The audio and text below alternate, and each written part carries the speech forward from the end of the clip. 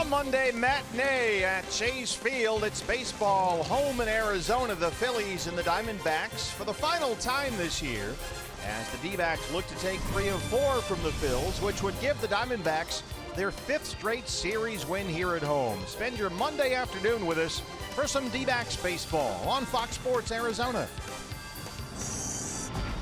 Good afternoon from Chase Field and welcome to the broadcast. Steve Berthume and Bob Brenly along the way. The final game of this 4-game series, the Diamondbacks and the Phillies. Zach Greinke gets the baseball for the D-backs here today. Bob, unbeaten this season here at home. You know, it seems like a long time ago last season the Diamondbacks made the big investment in Zach Greinke. He was 5-5 with an ERA of almost 5 here at home last year, but that is not the case in the 2017 season. In his 8 starts here at Chase Field this year, he's a perfect 6-0.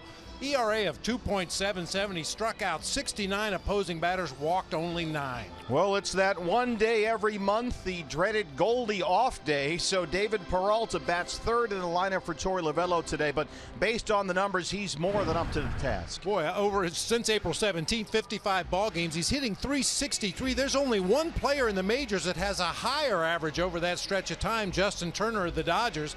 Yeah, David Peralta kind of gets lost. A lot of headlines for Goldie and Lamb in their RBI race. Greinke and Robbie Ray, what they're doing on the mound, but David Peralta has just quietly gone about his business. So it's Zach Greinke on the mound, David Peralta batting 3rd, Chris Herman leading off for the Diamondbacks as they look to take this series from the Phillies on Fox Sports Arizona. Arizona Diamondbacks baseball on Fox Sports Arizona is brought to you by Gila River Casinos. Experience winning like you've never imagined at the Gila River Casinos, Lone Butte, Wild Horse Pass, and Bequiva. By Jack in the Box and the Jumbo Jack, a home run for your mouth. And by CenturyLink, connecting you to the power of the digital world.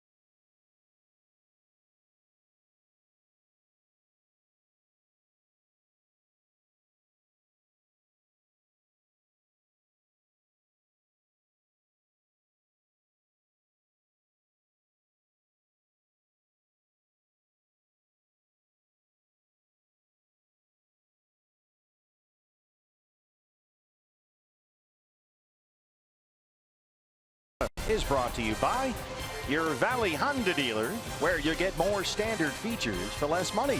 By Gigablast, internet from Cox. Get ready for the gig life. by Oregano. Step up to the plate for a guaranteed home run at Oregano's, your neighborhood pizza joint, location statewide. And by State Farm, here to help life go right.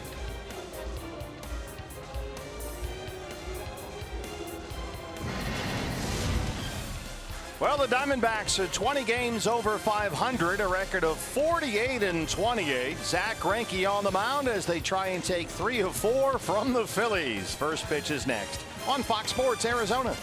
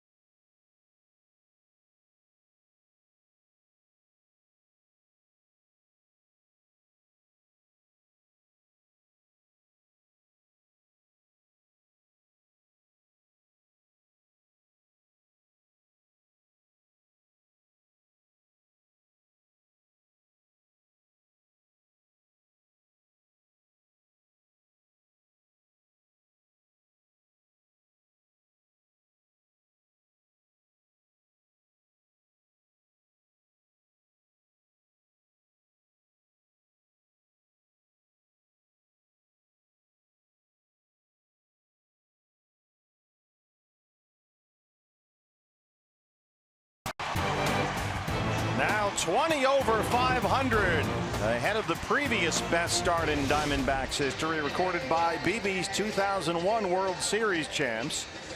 And we're back for the finale of this 4-game set. Diamondbacks and the Phillies, a Monday matinee inside Chase Field. For these Phillies, they have scored only 3 runs in their last 20 innings, and today they're up against Zack Greinke. Your lineup for the Phillies, brought to you by your Valley Chevy dealers. A lot of changes to both lineups today. Here's how Pete McCann will line up the Fighting Phils. Daniel Nava will lead it off out in left field. Freddie Galvis once again at shortstop. Aaron Altair, the Valley resident, out in right field.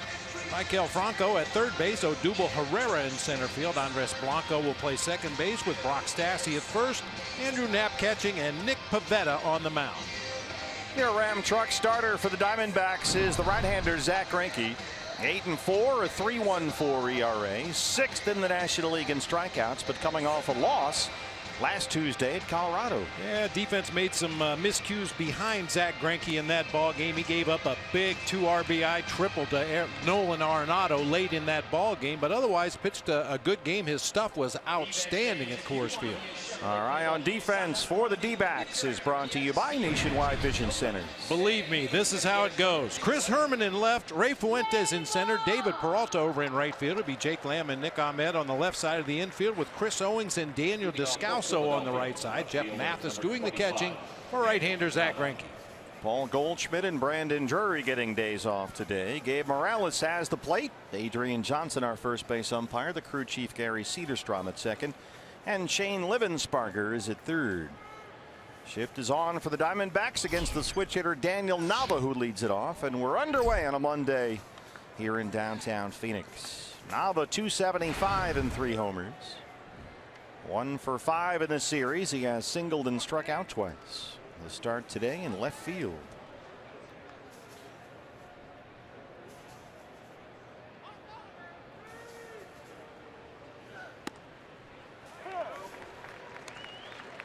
Nava just 2 hits in his last 21 at bats. That's following a 4-game hitting streak. Missed about 2 weeks with a left hamstring strain last month, and he's trying to play catch up, adding leadoff here today. And he's got himself a base hit. Slices one into left center, a leadoff single. Time now, BB, for your Valley Honda dealers. Key to the game. Well, for the fighting Phils, you got a Monday wraparound game, an early day game start. Got the worst record in the National League. You're facing Zach Greinke. They call this stormy Monday, Pete McCannon. And Tuesday is just as bad. Just as bad. If you're the Phillies, Pete McCannon and Larry Boa. Wednesday's worse, and Thursday is also sad. Yeah. Freddie Galvis, another switch hitter at the top of the lineup for the Phils.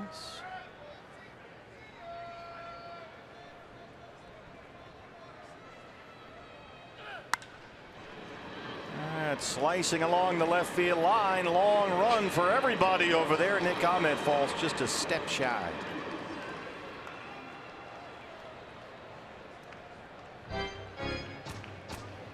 Freddie Galvis has had a good series. He's got 5 hits. Doubled and tripled in Friday night's game here.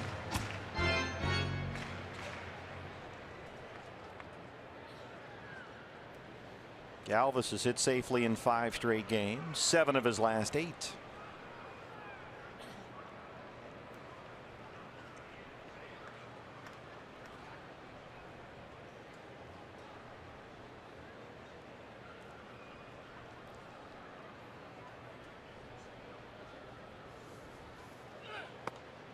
Unusual to see Zach pitch from the stretch to start off a ball game like this. In 15 starts this year, he's given up a total of 1 run on 5 hits in the first inning. So Nava's single, just the 6th first inning hit he's given up all year. Wow, is that impressive? Isn't it? And he's been nearly as stingy in the 2nd inning all season. Only 3 runs allowed, so he's used to getting off to very quick, efficient starts.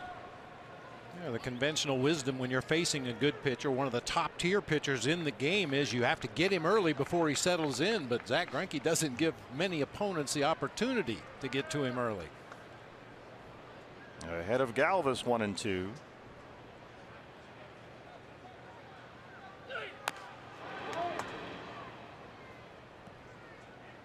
Well, Galvis earlier this month went through a 3-for-28 skid, but since then he's had 13 hits in his last 8 games. You know, Freddie Galvis has made some very impressive plays at shortstop in this series. There hasn't been a lot of highlights for the Phillies all season long, but Freddie Galvis defensively has made some outstanding plays in this series. Yeah, especially coming in charging on some balls. Here's another 1-2 from Zach Greinke. Fastball just missed. Either he wanted the call from Gabe Morales or he wanted Galvis to swing at that one. But in any case, it's 2-2. Just off the plate. If memory serves, Gabe Morales has one of those very fluid strike zones. It kind of comes and goes, and unfortunately for Zach Greinke, on the very first pitch of the game today, I think he had issues with the home plate umpire. This is out to center for Fuentes. 1 away.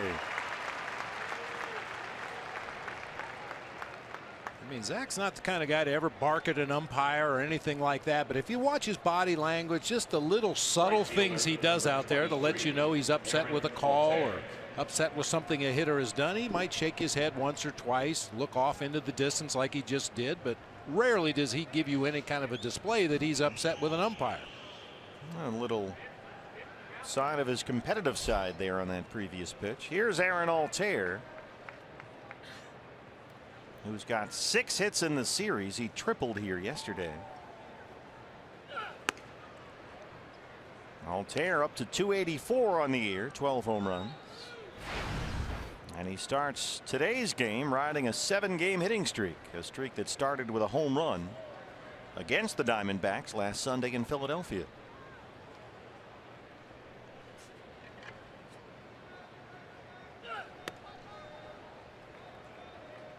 Slider missed. It's 2-0. That slider is a pitch that Greinke uses a lot. He's really now not happy with either Gabe Morales. Something out there. But that slider's a pitch he'll use a lot to right-hand hitters. That's the pitch with which he gets most of his strikeouts against righties this year. Usually saves the changeup for the lefties.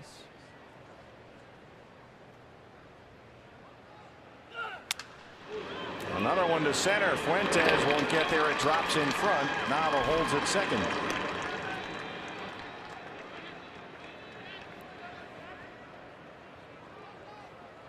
Sounded like it may have been a broken bat or hit out near the end of the bat. That ball didn't carry at all to center field off the bat of Aaron Altair. Yeah, caught it right out near the end of the bat.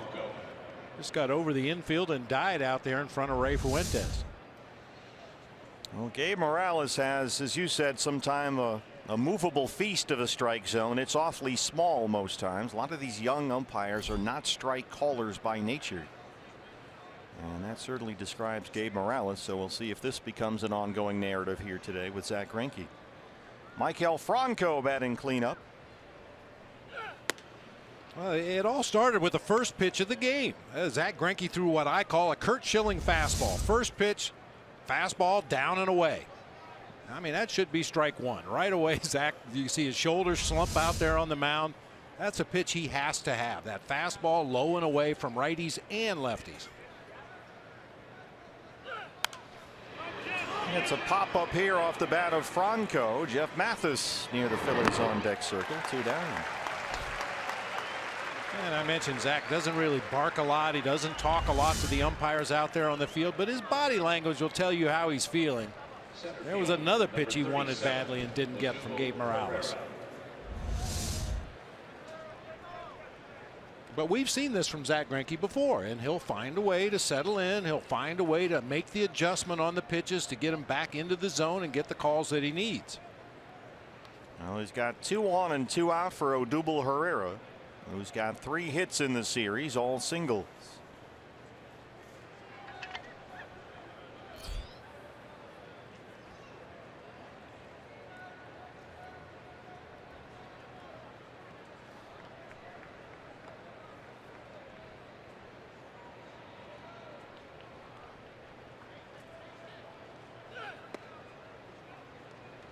First pitch changeup to the left-hand hitter. Herrera 257. He's got 5 home runs and has 13 hits over what is now a 9-game hitting streak. And what we've seen recently from Odubel Herrera, he likes the ball down. He likes the ball out away from him a little bit, outer third of the plate where he can extend and try to line it back up the middle of the field. Susceptible to high fastballs and hard stuff inside. Goes away with a changeup that just drifted away from the strike zone, and it's 2-0. Not a pretty standard approach for a right-hand pitcher. The slider to the right-hand hitter and the changeup to the lefty. Yeah, because a right-handed slider to a left-handed hitter is obviously coming into him. And if you make a mistake with that pitch, it's off speed enough. The batter's going to catch it out in front of home plate. It's a very dangerous pitch to throw to the opposite hand. So usually guys will throw more changeups to left-handed hitters, more sliders to the righties. Well, that was a changeup right there, but hard at 89 for a strike, and it's 2-1. Your typical Greinke changeup, usually 87 or 88. That one just caught the bottom of the zone.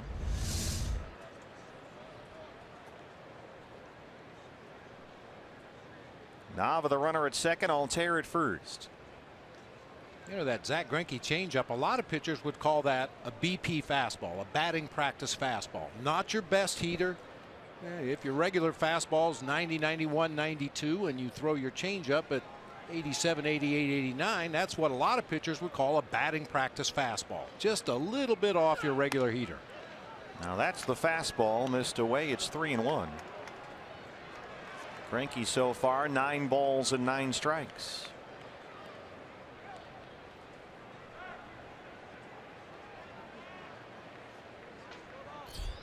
Andres Blanco, the second baseman today, is on deck.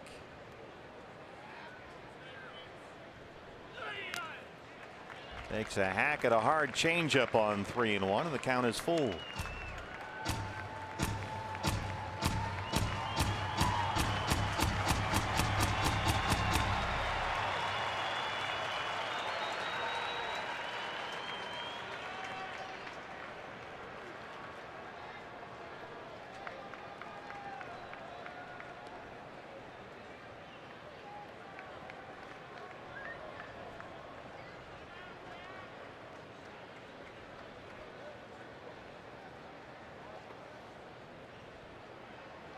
Sequence of signs a little too long for Odubel Herrera that time, and Mathis will start again.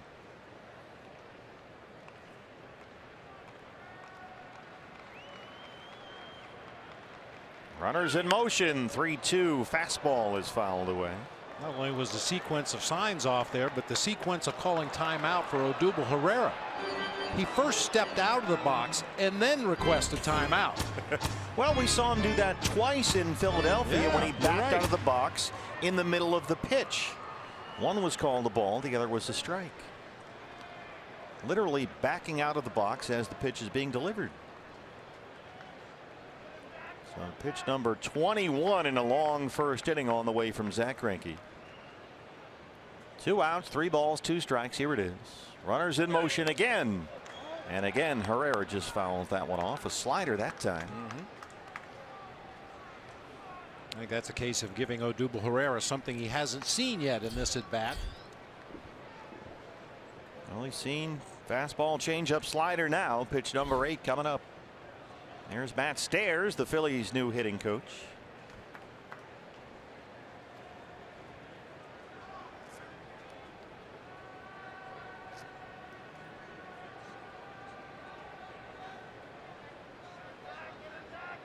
Daniel Nava at second, Aaron Altair at first. There go the runners one more time, and one more time Herrera fouls off a fastball.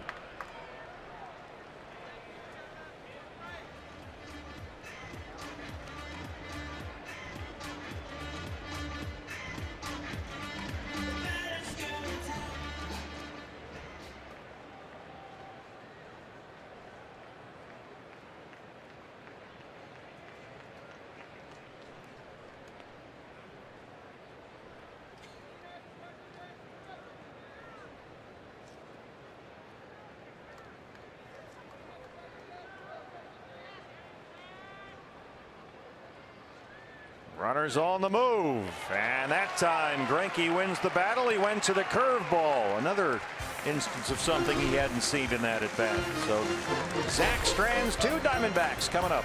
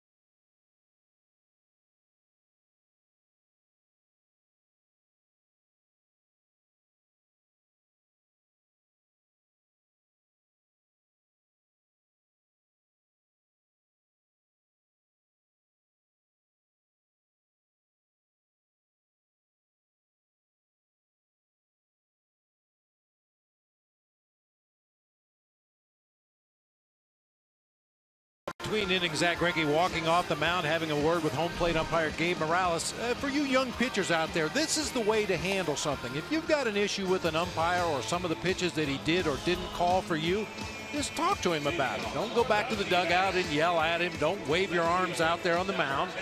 Just say, is that going to be a strike all night long? Are you going to give me that pitch? I'm going to be there all night long.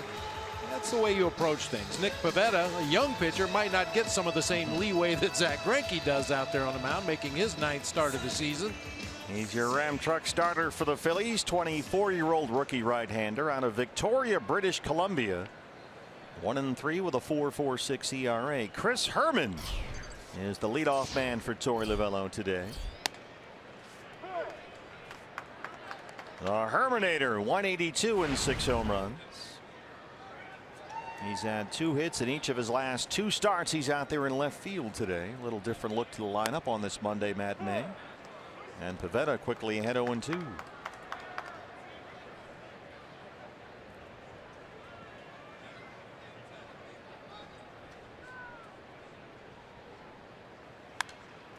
You know, we've talked a lot recently about Daniel Descalso and how you can't really pay a lot of attention just to his batting average because he comes up with clutch hits, clutch at bats late in the ball game. And Torey Lovullo insists that Chris Herrmann is right there with Daniel Descalso. Maybe the numbers aren't quite what you would hope for, but Chris Herrmann's put together some good at bats. He's hit some balls hard with bad luck recently. He's expecting him to start finding some holes soon.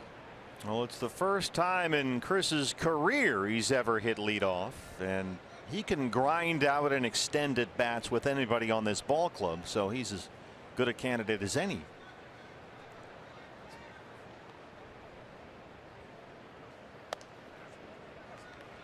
Back even now, 2 balls and 2 strikes. Chris drove in 3 runs in his start behind the plate Saturday night here against the Phillies. 2 hits in Colorado last Thursday when he was the left fielder like he is today. And he drives this one deep to right center. And it's in the pole. A leadoff home run in his first ever leadoff at bat for Chris Herrmann. I tell you what, Bob, Torey Lovullo has had that magic touch. Every time he's had a little unusual, quirky change in his lineup, he has struck gold. And he just did it there with his leadoff hitter, Chris Herrmann. Not so sure Torey was anticipating this, but a 95-mile-an-hour fastball down in the zone gets dunked into the pool. Hey, you think about the matchup. Chris Herrmann's a real good fastball hitter. Nick Pivetta likes to throw his fastball a lot, especially the first time through an opposing order, and he ambushed him. It's a pool full of Phillies fans, by the way. A whole group of red-shirted Philly fanatics has taken over our Ramtrucks.com pool area here today. And so that was a rude welcome. Yeah. It's all right. We're glad they're here. Here's Nick Ahmed. Check swing foul, and it's 1-1. Nick Ahmed batting in the 2-hole for the 2nd game in a row. The Herminator is 7th of the season. A Jumbo Jack, a free Jumbo Jack tomorrow with the purchase of a large drink at Jack in the Box. Tell him I'm here for the Herminator. Get to the chopper.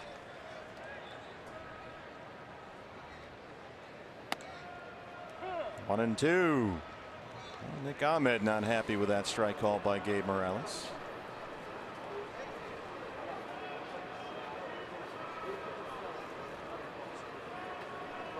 David Peralta on deck. Jake Lamb in the hole.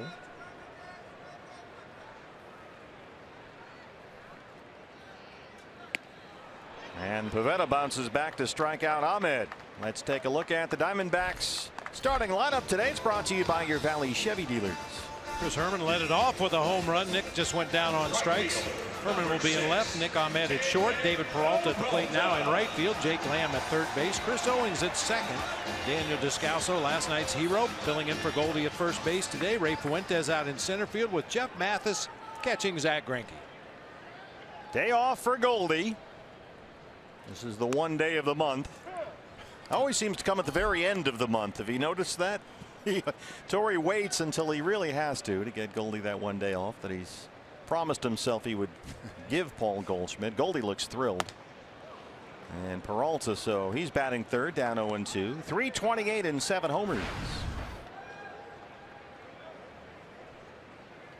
David grounded out as a pinch hitter yesterday. Singled and drove in 2 runs Saturday night. And a double in Friday's game. Knocks that one to Franco at third, 2 outs. Our eye on defense for Philadelphia, brought to you by Nationwide Vision Center. Daniel Nava in left, Odubel Herrera in center, Aaron Altero over in right field. It'll be Michael Franco at third base, Freddie Galvis is short, Andres Blanco at second with Brock Stassi over at first base today. Andrew Knapp doing the catching for right-hander Nick Pivetta. Boy, Nick Pivetta has already given up, let's see, 8 home runs now and just over 9 starts. This is start number 9. Jake Lamb batting cleanup.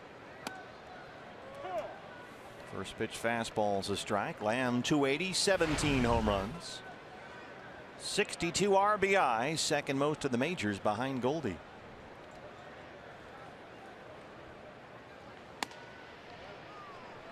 Jake was intentionally walked as a pinch hitter yesterday. He's got 2 hits in the series. He homered here on Saturday night.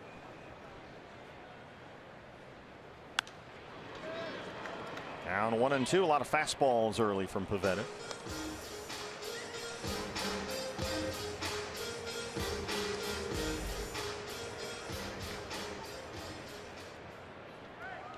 Nick Pivetta will average 94 miles an hour with that fastball. He's topped out at 97 this year. He's out of Victoria, British Columbia. Played his college ball at New Mexico Junior College, a 4th-round pick by the Nationals 4 years ago. He's the player the Phillies got in return for Jonathan Papelbon when Papelbon was traded at the deadline 2 years ago. Full count on Lamb, now 3-2. Bruce Owings would be next.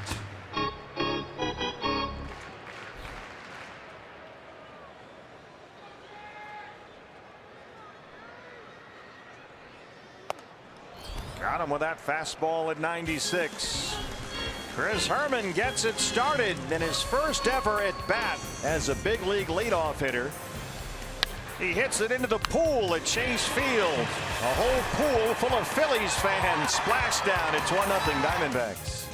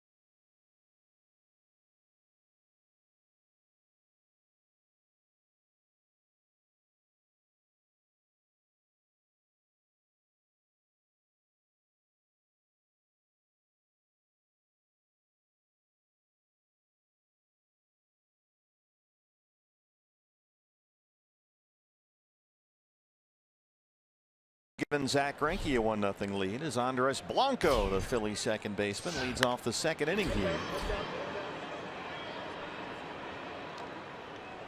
Blanco, 183 and 1 home run. He was 0 for 4 in his start Saturday night, 1 for 8 in the series.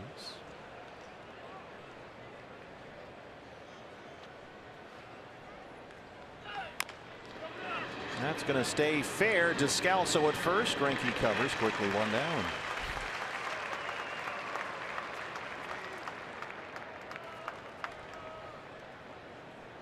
Well, we got a big trade here, BB, that just hit the interweb. Bob Nightingale of USA Today reporting that the Miami Marlins and Tampa Bay Rays have agreed on a deal. Shortstop Danny Echeverria goes from the Marlins to the Rays. Center fielder Braxton Lee and right-hander Ethan Clark are going to Miami in return for Echeverria. Well, we're sneaking up on that interstate trade deadline.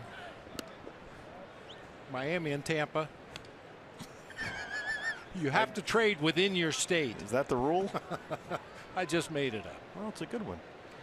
Max Stassi, the first baseman for the Phillies today. Tommy Joseph has the day off.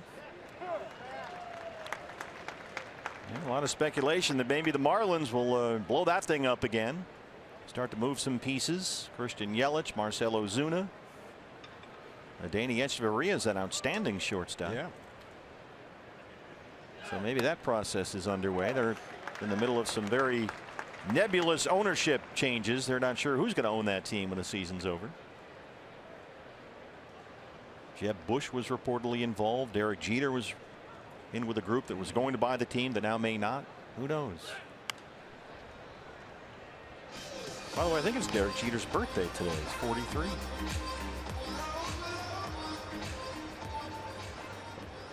I could tell because our director Phil the Iron Horse Malika came in with a cake. For himself. Yeah, for himself. He's a big Yankee apologist.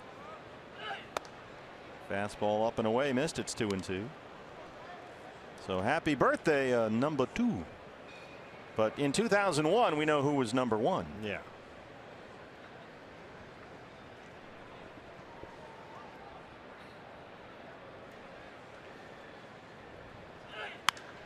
D-backs have the shift on for Brock Stassi, who is 0 for 2 as a pinch hitter in this series. He gets the start today at first. See Nick Ahmed right in front of Gary Cederstrom, the second base umpire. Chris Owings, the second baseman today, out there in short right. As they give Stassi the entire left side of the field.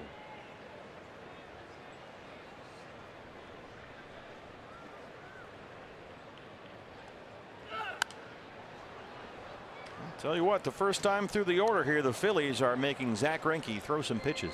Yeah, a lot of foul balls. You don't normally see that when Zack Greinke takes the mound. He finds a way to get players to put the ball in play weekly, but a lot of foul balls and foul tips already in the early going today. Yeah, a lot of extended at bats. Still 2-2. This was hit out to right field. Peralta, 2 down.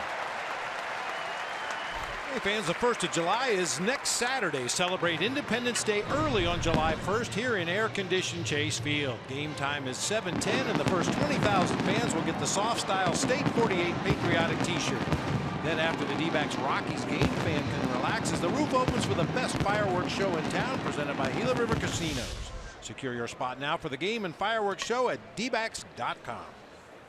The rookie catcher Andrew Knapp in there for the Phillies for the second game in a row.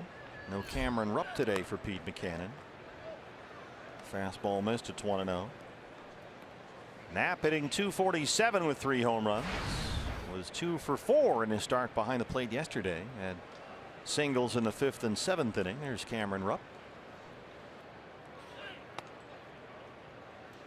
Changeup missed, and Greinke's again behind in the count, 2-0.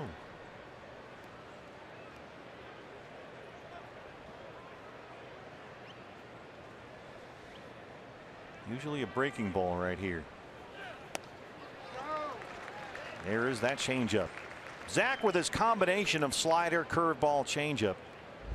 Really good at getting hitters to chase pitches outside the strike zone just like that as it drops out of the zone. And that's a huge asset for him because when he's behind in the count, he's one of the best pitchers in baseball. There's another changeup, and he's back even 2-2. This is really a typical Greinke at bat. He falls behind, and when he does, he gets back even with that changeup, slider, curveball combo. He's really good at getting hitters to expand the zone when they're ahead in the count. And he throws off-speed pitches when he's behind more than half the time, which is well above league average. And then he comes in with a fastball once he gets back even, 2-2. That's pretty much his MO right there, those last few pitches in that sequence.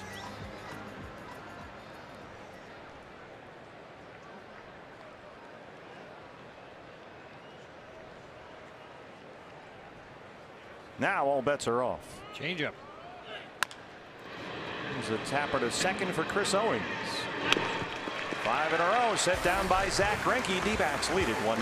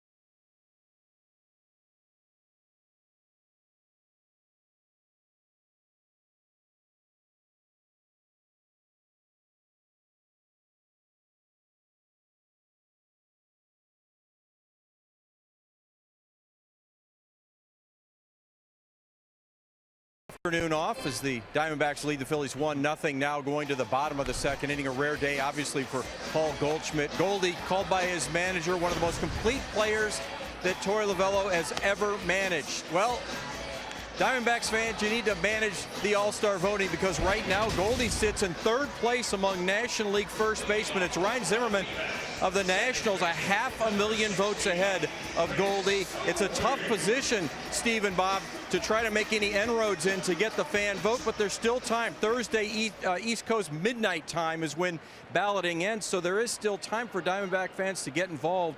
Paul Goldschmidt would figure to be at the All-Star game regardless, but you'd love to see him start, wouldn't you? You know, he's on his way, Pat, to an MVP season, so it's only fitting. Here's Chris Owings, sends one out to left. Nava will play it off the wall. CO pulls into second with his 18th double of the year, and he's now hit safely in 12 straight games. That's a new career high. There's another guy that should be in Miami at the All-Star game, Chris Owings. I like the plan of attack against Nick Pivetta today, too. We mentioned it in the first inning. This is a guy that likes to throw a lot of fastballs, especially the first time through an opposing order. So D-backs hitters are going up there looking heater, making some solid contact. Yesterday's walk-off hero, Daniel Descalso, at first base, in for Goldie today. He's had a big series. Descalso batting .231, 5 homers. And this was the walk-off winner with 2 outs in the 11th inning yesterday.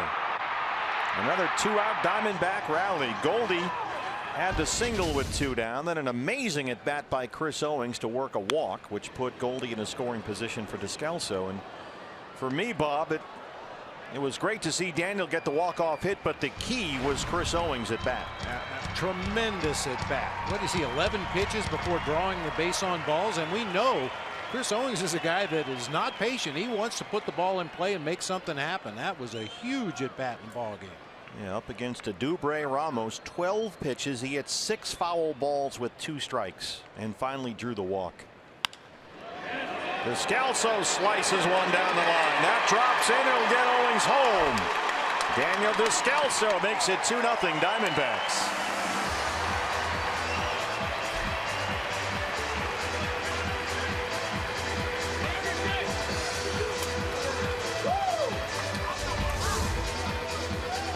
Oh, just a center cut fastball. We looked at Pivetta's numbers, and he's had a few good starts this year, most notably a couple of starts ago against the Boston Red Sox. He pitched an outstanding ball game, but this is a guy that really relies a lot on a fastball that doesn't have a lot of movement and at times sits in the low 90s. Yeah, Pivetta has struck out 19 batters in 13 innings over his previous 2 starts against the Red Sox and the Cardinals, but he's down 2-0 here. Nobody out. Ray Fuentes, the center fielder. Another center cut 4-seam laser beam fastball. Numbers on Ray Fuentes, 241 with a homer. He singled and scored a run here Friday, 1 for 6 in the series.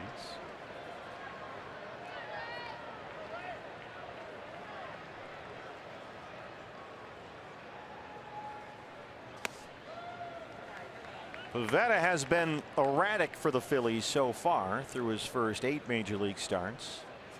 He's walked 4 batters in a ball game 3 times, but had those 19 strikeouts total in his last 2 starts against Boston and St. Louis.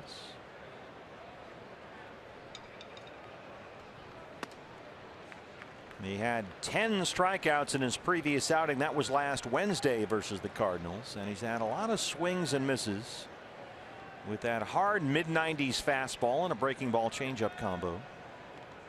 He was having an excellent year in the minors, 5-0 in 5 starts at AAA when he got called up, a 1.41 ERA at Lehigh Valley. Broken bat, look out. The bat makes it out to right field.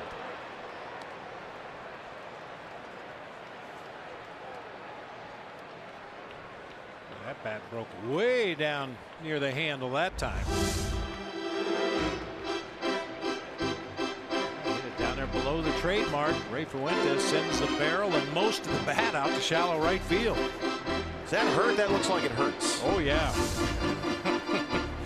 Hey, if you miss-hit, the farther away from the sweet spot of the bat you get, the more vibrations and the more it hurts. So if you hit it out near the end of the bat or that close to the hands, you're definitely going to feel it.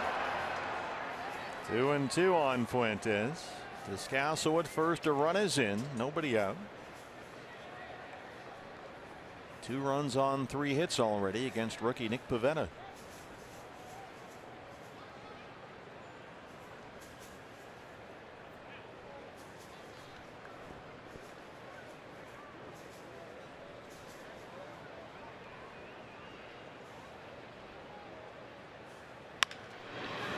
On the ground to second, Blanco, Galvis for 1, and Fuentes with that great speed beats it out anyway, but Stassi couldn't hang on at first. Boy, Ray can really get up that line. Catcher, number 2, Jeff Mathis. Everything looks pretty good up to that point. The throw back to first base right on the money to Stassi, and he just drops the ball. That was going to be a really close play over there at first base. Just in the effort of stretching out there, Stassi's glove moved a little bit and wasn't able to catch that relay throw. So 1 out now. It's Fuentes at first. They'll keep him close, and the batter is Jeff Mathis, the catcher.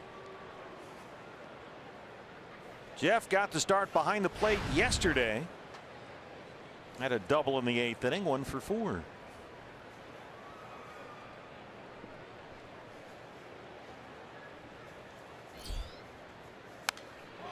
Heads up, partner. Just missed it. Right above your head. Almost hit my Taiwan Walker Night King bobblehead that we got up here in the booth. Getting ready for big Game of Thrones day here at the ballpark. Coming up next month. Don't want to hit this. I'll lose that. There we go. Winter is here. Yeah, it sure feels like it outside. It's all in your head.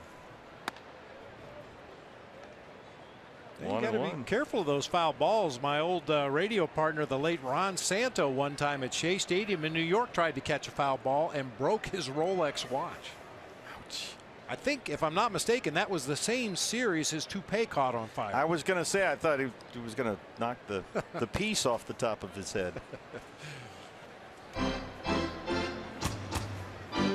The P, when he caught the toupee, what did he lean it up against a light or something in the booth? They had heaters there at Shea Stadium, That was and they were like bomb shelters. They weren't really press boxes or broadcast booths, and you just had a little sliver you could look out to the field, and they had heaters above you, and Ron stood up, and the rug caught on fire. Oh, boy. He is dearly missed, the great Ron Santo. 3-1 on Jeff Mathis with the pitcher Greinke on deck.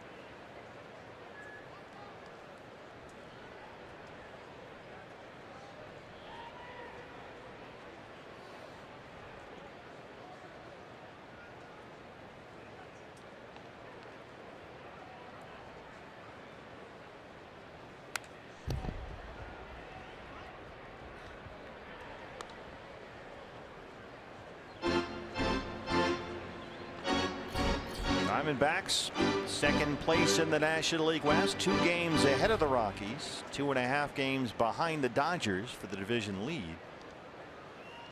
Boy, LA has won 10 straight. Dodgers hosting the Angels tonight. Rockies continue their road trip. They're at San Francisco. This is popped up, foul ground near the Phillies dugout. Stassi over the railing, but out of room.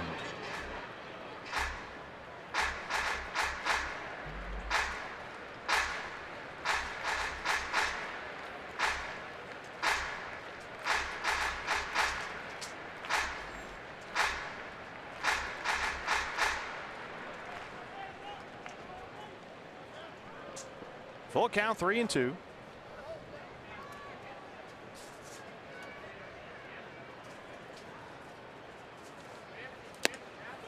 He walked him. Hey fans, vote today, vote tomorrow, vote often, vote early, vote Arizona Diamondbacks for your 2017 All-Stars with the Esurance MLB All-Star Game ballot. Vote D-Back, vote at dbacks.com/vote and catch all the excitement of the 88th MLB All-Star Game presented by MasterCard on July 11th live on Fox. I'll tell you what, who's an all-star fan in our book now, BB? I know you were with me this morning when we got to enjoy a gift from Carol Cooper of Cooper's Crafts. I always love it when somebody has a talent for something, shares that talent with us, and Carol Cooper sent us some wood carvings, one very nice, what do you call it, like a desk plaque? Yeah, then we have them up here in the booth. And then we got these. Oh, these are awesome. Proud to be a Diamondbacks fan. After the next pitch here to Zach Greinke, or we got Fuentes at second and Mathis at first.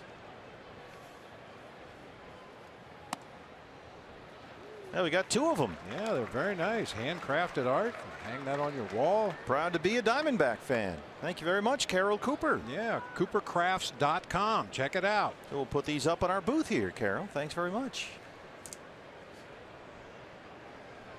Although I do think we should present one to the moral compass, Mike Farron. I think that would be a nice thing. Share with the radio booth. Because Lord knows they never share with us. Right. Well, Pavetta's really creating a mess for himself here. Fuentes was at first with one out after the Diamondbacks made it 2-0. He walked Mathis. Now he's behind on the pitcher Greinke, 3-0.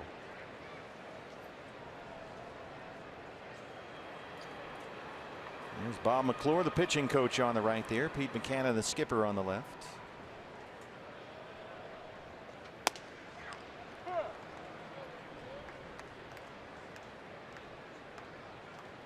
They thought Pivetta may have turned a corner after his last two starts when he struck out 19, but seems to be taking a step backward here today.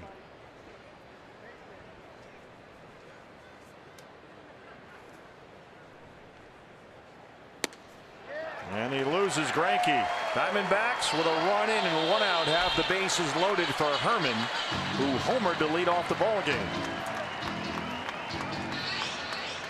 And here comes Bob McClure. In 8 big league starts so far, Nick Pivetta has not gone very deep into games, and we're seeing why. He throws a lot of pitches. He failed to go deeper than 5 innings in any of his first 6 starts. Now that's improved a little lately, as we mentioned. 7 scoreless against the Red Sox, 9 strikeouts last Wednesday, struck out 10 Cardinals in 6 innings, but things are getting away from him here in the second. Yeah, and this is, I love this. Rallies that start at the bottom of the order. When your 7, 8, 9 guys can find their way on base and then roll back around to the top of the order, you got to really like your chances of putting a crooked number on the board in this inning. Well, you want tacos, you may get them right here. As we told you before, today the first time in his career that Chris Herman is batting leadoff, and he led off the game with a home run in the pool, which today is full of Phillies fans. That'll show him. So here is the Herminator. Bases loaded, 1 out. Nice block by Andrew Knapp back there as he went with a first pitch curveball to Herman. Yeah, we know the Cubs have tried Anthony Rizzo in that leadoff spot to great success. He was hitting a bunch of home runs leading off ball games there for a while. And Joe Madden trying to shake things up. All right, now he can just sit on a fastball, right? Yeah. And not just sit on a fastball, middle in, 3 inches above my knees. You can really get specific when you've got a struggling pitcher on the mound. Count in your favor. If it's not that pitch, you don't even think about swinging. Well, it depends on the approach. I mean, Chris Herman, usually has a really good approach. If he gets a fastball away, he'll try to drive it the other way. But I think in this count, you look for your dream pitch or home run pitch. Spits on another fastball, and Pivetta, who's walked the last 2 batters he's faced, is behind 3-0. Ray Fuentes is at third, Jeff Mathis at second, and Zach Greinke at first. Green light? No, I wouldn't think so. He walked in a run. Pivetta has walked 3 straight Diamondbacks, and it's 3-0. And the reason I say no to a 3-0 green light, even if he throws a strike 3-0, he's got to throw you 2 more to get you out in that at bat. So, yeah, for me, a 3-0 pitch for a guy that's really struggling to throw strikes is an automatic take. So Herman 2 at bats or 2 plate appearances in the leadoff spot. He's got 2 RBIs. The bases are still full now. Here's Nick Ahmed, who struck out his first time up today.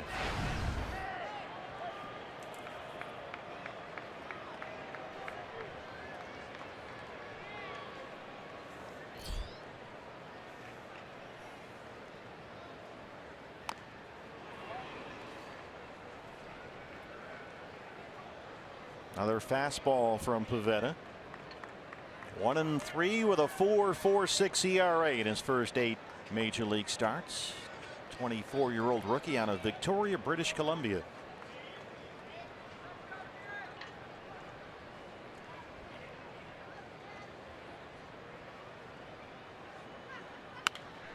Reaches out and hits it right to Galvis, the shortstop. Blanco turns the double play, and that's all they'll get. But so far through 2, the Diamondbacks lead the Phillies 3-0.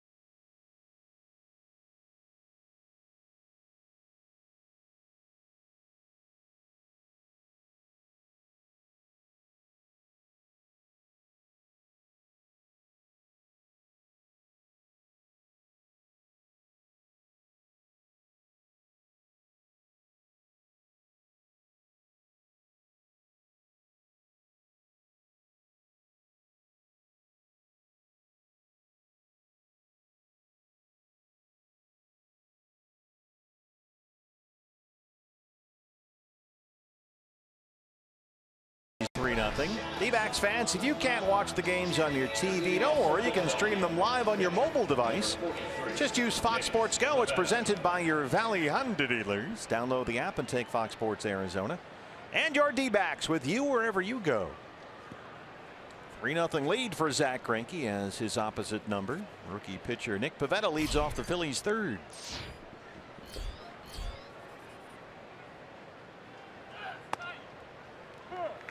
Greinke has retired the last 5 batters he's faced. And now holding a comfortable 3-0 lead. 40 pitches, 27 strikes so far. Sliders in there, and it's 0-2. Pivetta, 143 hitter on the year.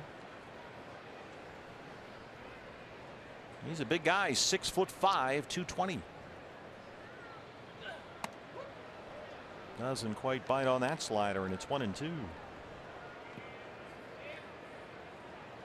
Phillies have lost 15 of their last 18 games. 24-50, the worst record in baseball. Another fastball right on the edge. Gabe Morales won't bite, and Pivetta's back even 2-2.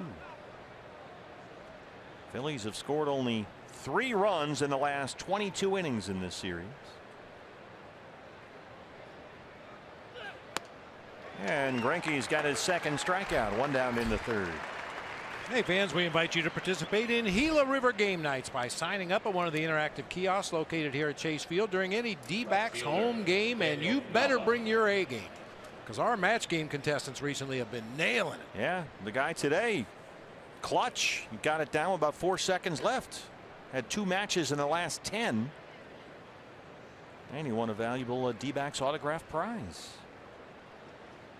Leadoff man Daniel Nava. The base hit to start off the ball game. Diamondbacks have the shift on, and there's strike 1. See Ahmed right in front of the second base ump, Gary Cederstrom. Chris Owings, the second baseman today, out there in short right field.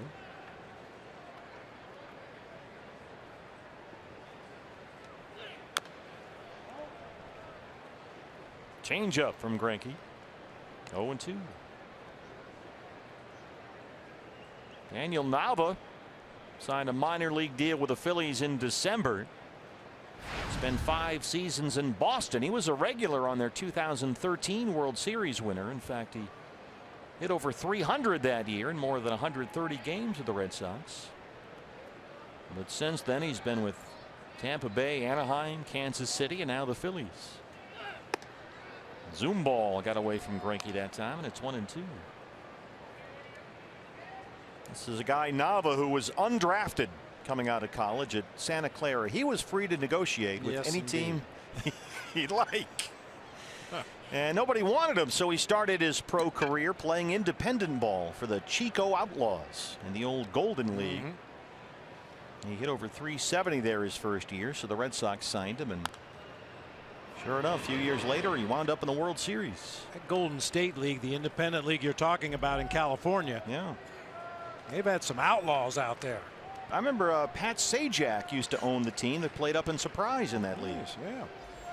I remember former teammate of mine, Kevin Mitchell. I believe he punched out a general manager at one of those independent league games in the Golden State League. Well, yeah. The Wild Wild West.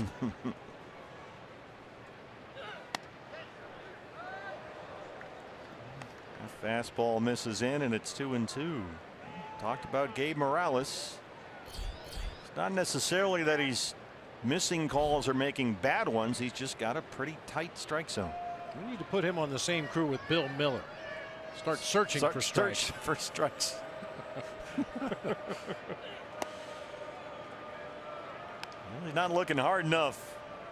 Full count, 3-2. That changeup missed. You know, come to think of it, with the metrics we have available nowadays, I wonder if the umpires union would ever consider that. You know, a guy that maybe has what's considered to be a tight strike zone, match him up with some other umpires whose strike zone is a little more liberal to try to even things out a little bit. Called strike 3. Fastball's in there. His third strikeout. Well, do you want to have umpires go head to head? How does that work? Well, I don't want to have umpires at all, but well, that's true. You know. For now, we have to.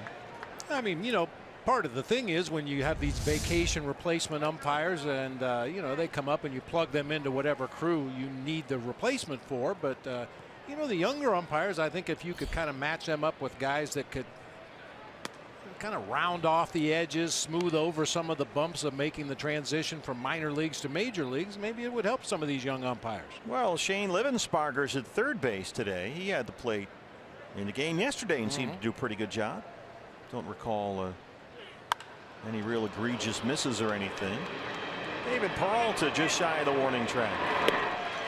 And Zach Greinke has set down 8 straight Phillies. He leads it 3-0.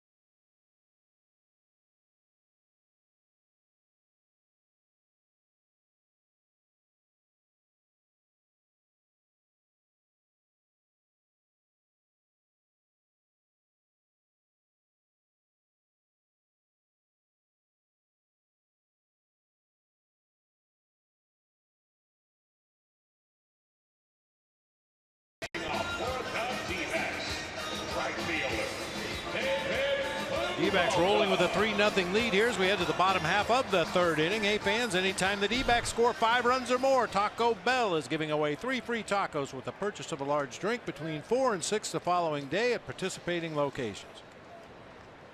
David Peralta batting third today. Goldie has the afternoon off.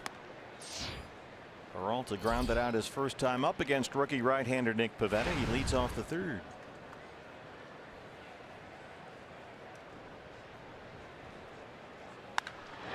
Shoots that one down the line, foul. Just the second time this season Peralta has hit third in the lineup with Goldie off. Peralta, last time he was in the 3-hole, went 2 for 5.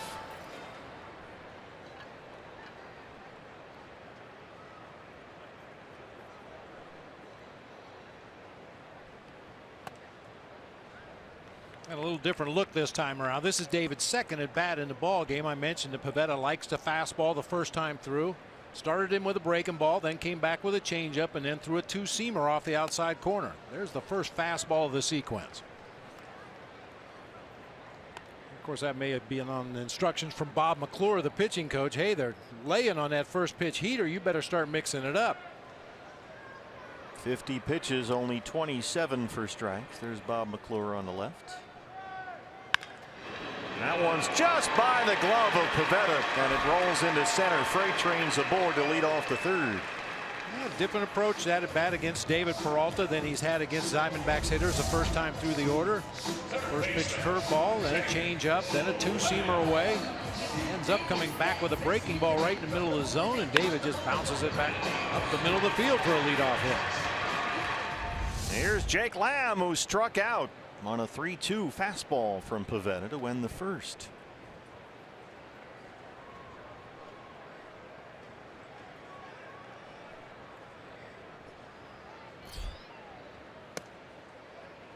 Starts him off with a changeup. Pivetta may want to stick with fastballs against Lamb. Jake has had a lot of success this year hitting line drives against right-handers, especially when they try to throw breaking balls. A curveball, a slider. He is usually all over those pitches. Takes a big hack at a changeup right there, so he starts him off with 2 changeups. It's 1-1.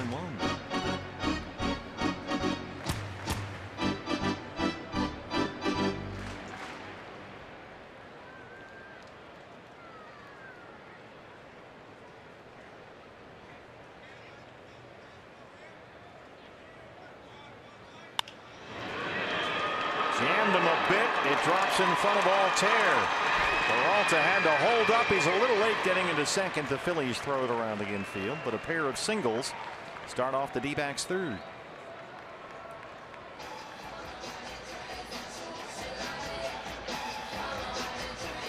The gears must be spinning for Nick Pivetta. We were speculating that perhaps he was told to use more of the secondary pitches rather than just rely so heavily on that 4-seam fastball, and he gives up back-to-back base hits to start the inning, throwing a lot of off-speed stuff. Nothing's working for the pitching coach, Bob McClure. Chris Owings doubled and scored to lead off the second.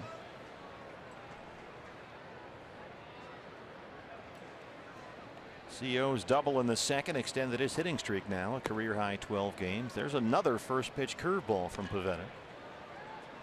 So that's not working either. So CO's now hit safely in 12 straight and 15 of his last 18. No, pardon me, 15 of his last 16 games.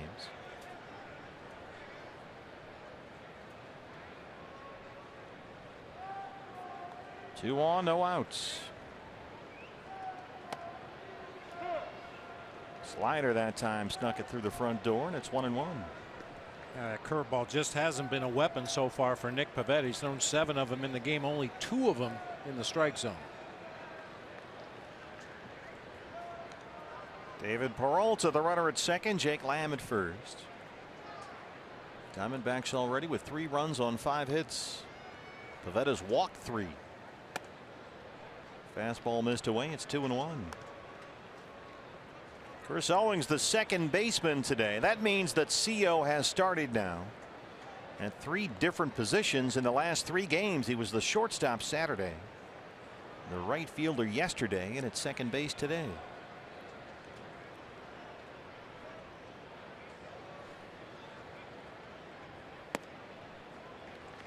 The Mike Hazen regime, when they were in Boston, had a guy like that, Brock Holt, who played himself into an all-star, playing all over the field, third base, right field, left field, second base. He'd be everywhere. And I think they saw Chris as the kind of guy who could fill that same role and do it well. And that certainly panned out here. There's Mike Hazen in the white there, the GM. Talking about Brock Holt of the Red Sox, he's had all kinds of issues this year with concussion symptoms. Getting on and off the disabled list a couple of times as Chris Owings takes ball 4 to load him up for Daniel Descalso. Well, this is something that's bitten Pivetta before. It is the 4th time this season, and keep in mind it's only his 9th start, 4th time this season that he's walked 4 batters in a ball game, and that'll bring out Bob McClure. He walked 3 consecutive hitters in the 2nd, and now he's got bases loaded, nobody out to start the 3rd.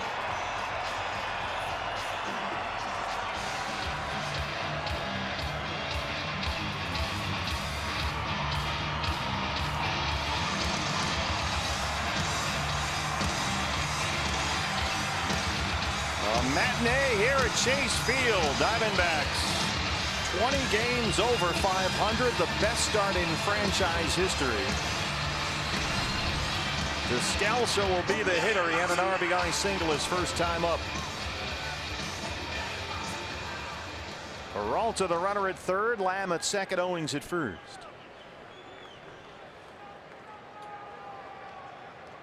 Daniel Descalso has had 6 plate appearances this year with the bases loaded. He's 2 for 4. He's walked twice. He's driven in 4. And he's already got 7 hits in the series, including the walk-off winner yesterday. Missed with a fastball. It's 1-0. And Daniel with runners in scoring position, 9 for his last 25. That's a .360 batting average.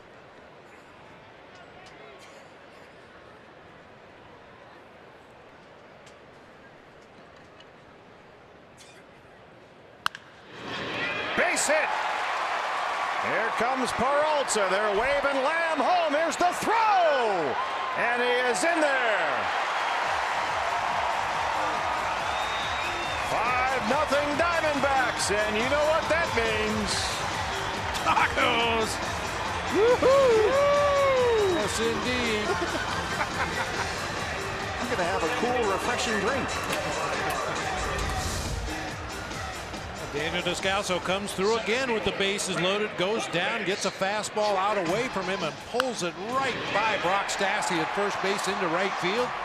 They're going to challenge the arm of Aaron Altair out there in right field, who has shown a really good throwing arm, but the catcher Andrew Knapp can't hang on to the ball right there. Jake Lamb gets on the plate.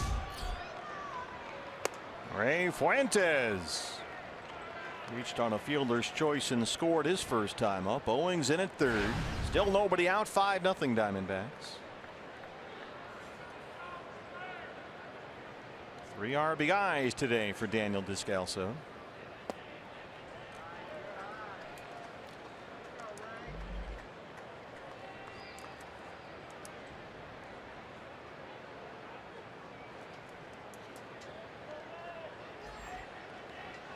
Pivetta behind on Fuentes, 2-0.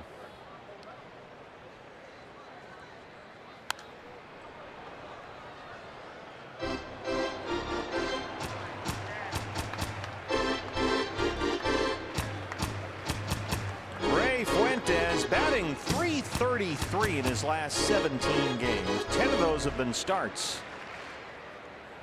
And so that bat is becoming more and more effective as the season wears on. We've certainly seen the base running and the defense both outstanding.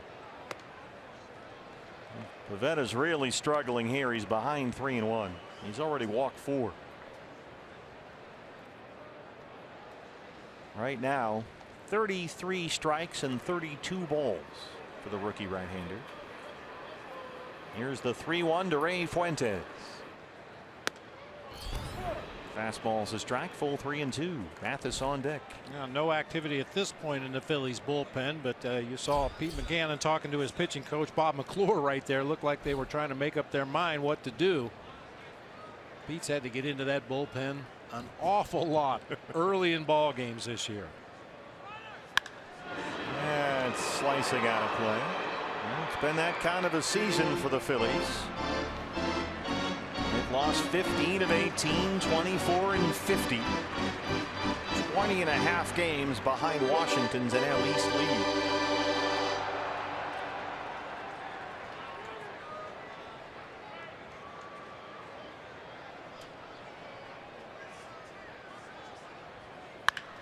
Turned to first, and that rolls into right. Owings is home. Descalso stops at second, an RBI single for A. Fuentes, and it's 6-0 D-backs.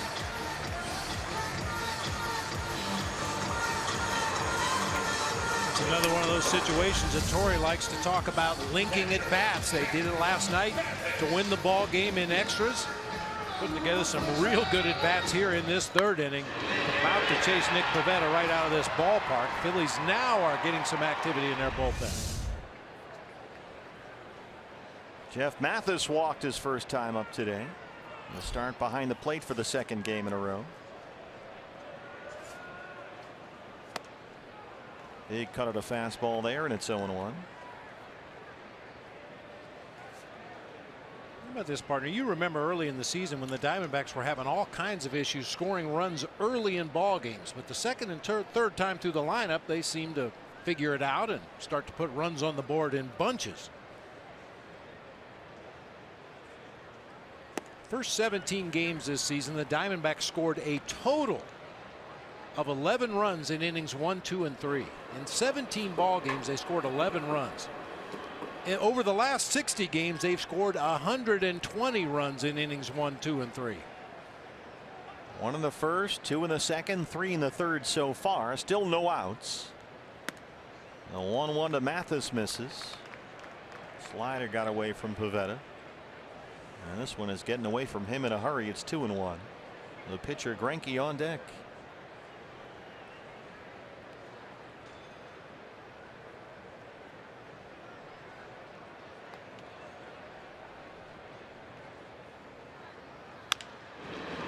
That's bounced to third. Franco steps on the bag.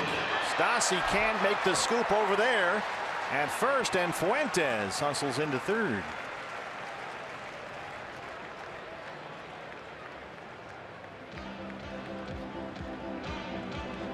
Franco had a little more time to set his feet and make a more accurate throw across the diamond. He just hits the bag with the right foot, throws off balance on a short hop to Brock Stassi, who's had some issues over there at first base already this afternoon.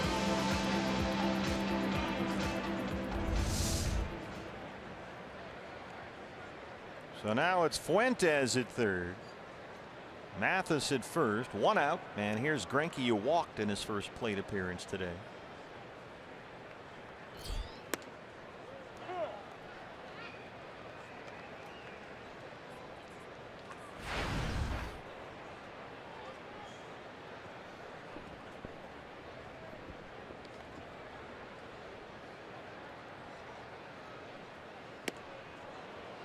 Big swing at that curveball, and it's 0-2.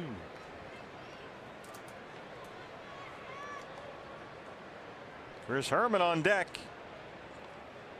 He's homered and walked so far. 2 RBIs for the Herminator today. Descalso's knocked in 3. Zach lays off that curveball.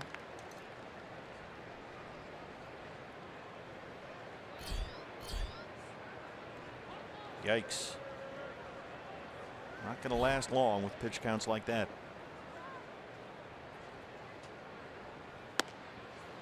And he looks at a fastball for the strikeout. 2 down. A chance for Herman now. 3 runs in. They're on the corners with 2 outs. Chris has homered and walked so far. A leadoff home run today against Pivetta, his 7th of the year.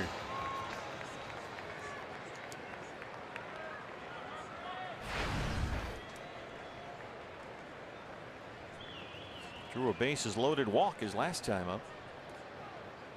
Pivetta walked 3 consecutive hitters in that second inning. Curveball got away. It's 1-0. Win today would give the D-backs their 9th series win at home this year. That would match their total from all of last season. It would be the D-backs' 5th straight series win here at Chase Field. They are 28-10 in their home park under their rookie skipper Torey Lovullo.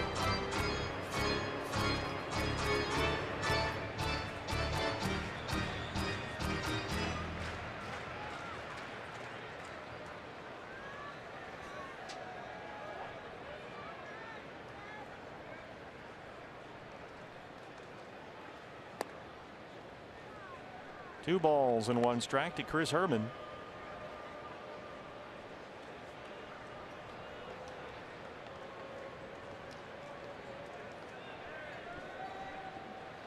Pitch number 80 from Nick Pivetta on the way. Torey Lovullo was asked about Chris Herman in the leadoff spot before the ball game today. And Torey said, he's really been feeling better at the plate, and it started when he had some well-hit balls on the last homestand. Chris had 2 hits in a game against the Brewers here. That was earlier this month. He doubled and homered. And he believes that Herman's misses have been productive as of late. He certainly had some very good extended at bats.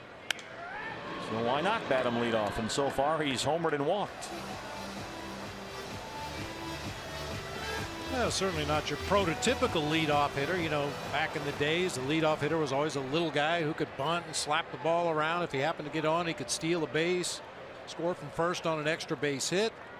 But the game has changed considerably. Those guys in the leadoff spot, if you can work long at bats, take your walks if they don't throw you strikes, and do some damage when they do come in the zone, anybody can hit leadoff.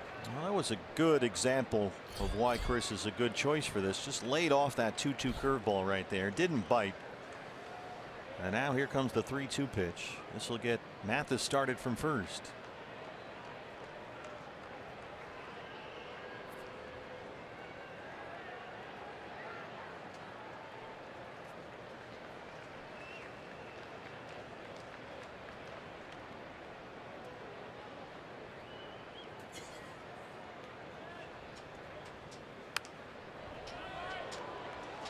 This is becoming the standard Chris Herman at bat. He sees a lot of pitches up there.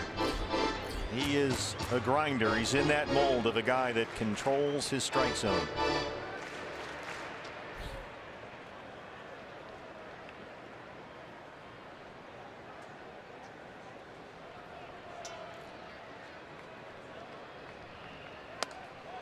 Three-two missed in with a fastball. So Herman in the leadoff spot. A home run and 2 walks. That's 5 walks for Nick Pivetta, and that's the last straw for Pete Mackanin. So the rookie right-hander out of Victoria, British Columbia, implodes here. He won't survive the 3rd. It's 6-0 Diamondbacks. Bases loaded. We'll take a break.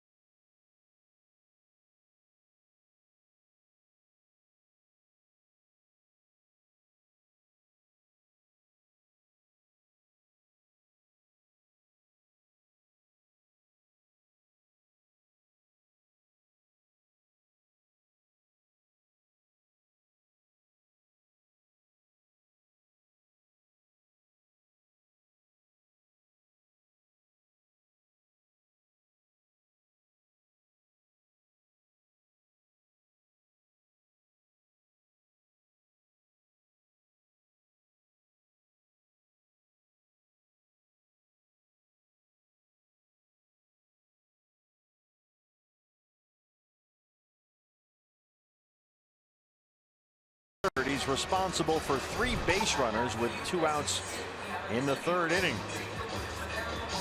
Fans, a reminder, this summer some of the biggest names in basketball, including Allen Iverson, Kenyon Martin, Jermaine O'Neal, will head out on a 10-city professional 3-on-3 battle as Ice Cube presents Big 3 basketball starting tomorrow at 5 o'clock only on FS1.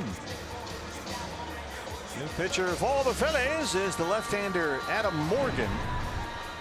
We saw him in the game on Saturday here. He worked 1 1/3 innings. His 9th appearance of the year, an ERA over 8.5. He'll face Nick Ahmed with the bases loaded and 2 down.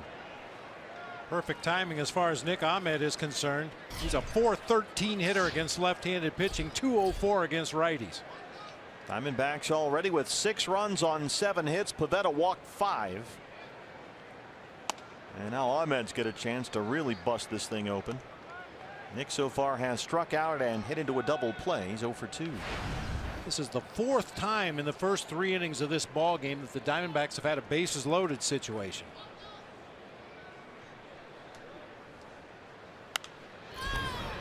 Popped it up, foul ground, first base side. Stassi almost overran the ball that time, and Ahmed is 0 for 3. But Daniel Descalso, yesterday's walk-off hero, is having a big day again today. An RBI single in the 2nd, and then this 2-run single in the 3rd. We head to the 4th. It's 6-0 Diamondbacks.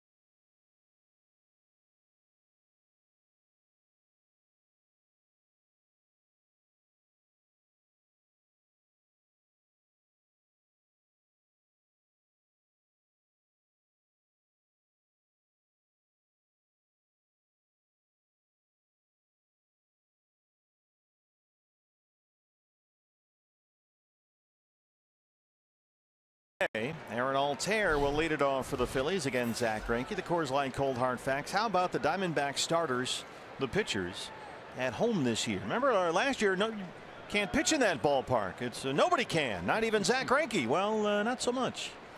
Well, the comparative numbers from this time last season to this time this season are shocking.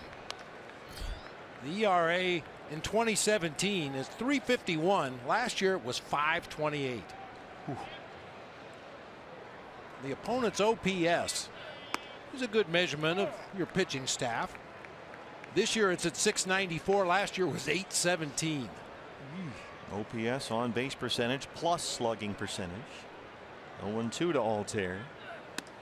Well, the most important number, the 1-loss record. This year they're 28-10 here at home since June 25th, or through June 25th rather. Last year through this date they were 13-25 here at home. Well, Zach Greinke starts out Altair with a whole bunch of fastballs, gets him on the slider. Greinke's now set down 9 straight Phillies. He's got 4 strikeouts. Third baseman, Michael Franco. Nava led off the game with a single. Altair had a 1-out single, and that has been all the offense so far. Franco popped up his first time. Slider, and it's 0-1.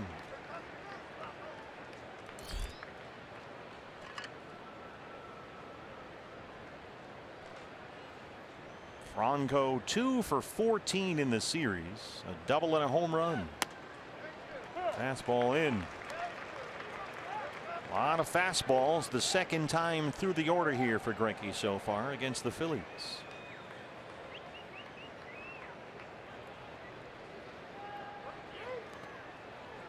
Trying to get him to bite at that curveball. He lays off. It's 1-2.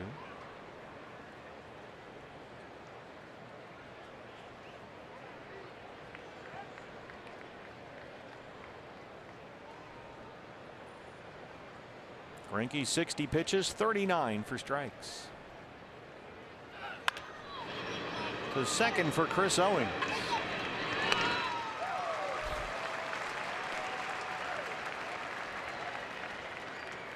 Greinke going for his third consecutive 1-2-3 inning. It's Odubel Herrera, the center fielder.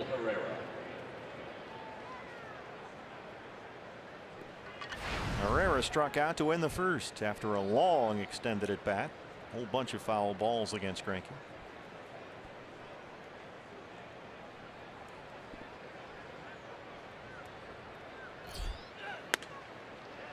Another fastball from Zach. It's 1-0.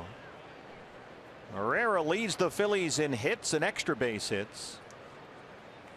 He begins today with a 9-game hitting streak, hitting just under .340 in June.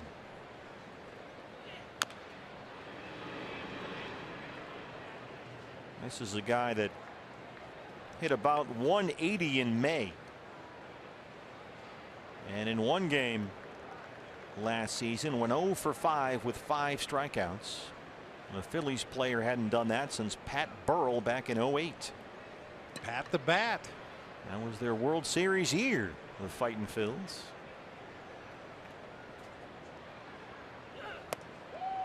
Another fastball from Greinke, really speeding things up here the second time through. It's a ball and 2 strikes. Boy, a great location to throw a fastball to Odubel Herrera. We've talked about him throughout this 4-game series. Likes the ball down, likes the ball away, but has a hard time laying off that high fastball.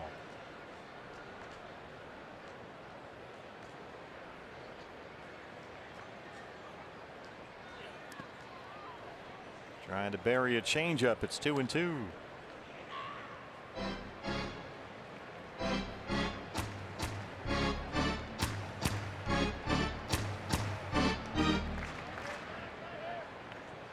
Zach 4-0 in his last 4 starts here at Chase Field. Unbeaten in 8 home starts this season.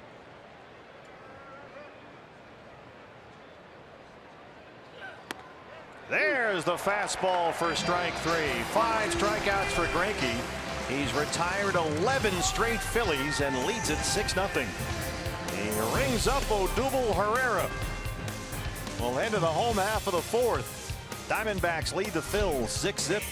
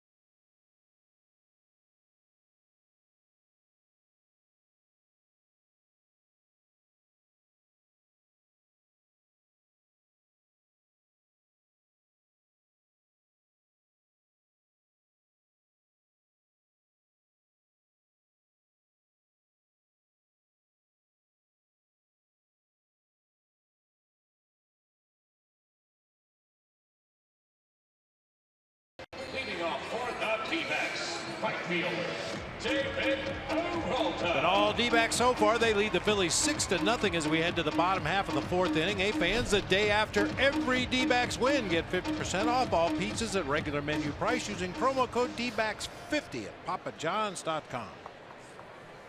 Paul Goldschmidt not in the starting lineup. It's his day off this month, and so far through 3 innings the Diamondbacks have scored 6 runs on 7 hits. 5 Nick Pivetta walks haven't hurt either. And David Peralta, who is batting 3rd in Goldie's spot today, leads off the 4th against lefty Anna Morgan. And this has been a non-issue for David Peralta this year, hitting .317 versus lefties, including a couple of home runs.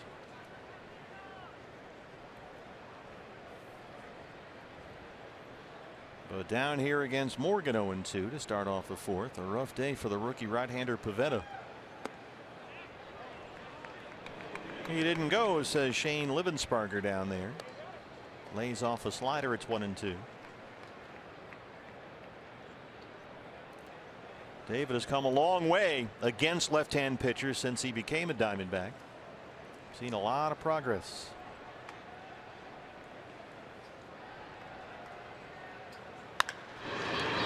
To first. Stassi's there, 1 away.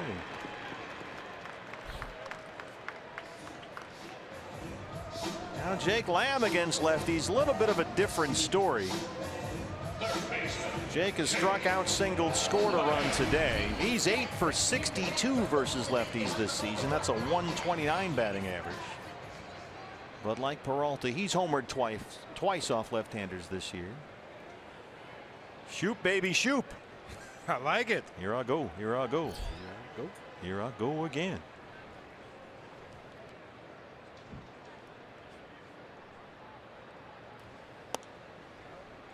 Whatever happened to salt pepper?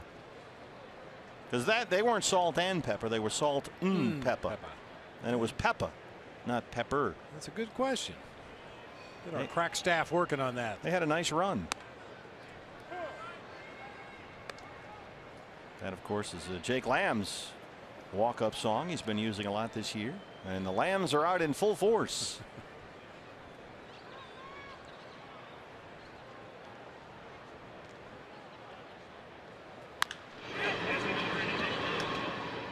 Foul in front of Dave McKay at first.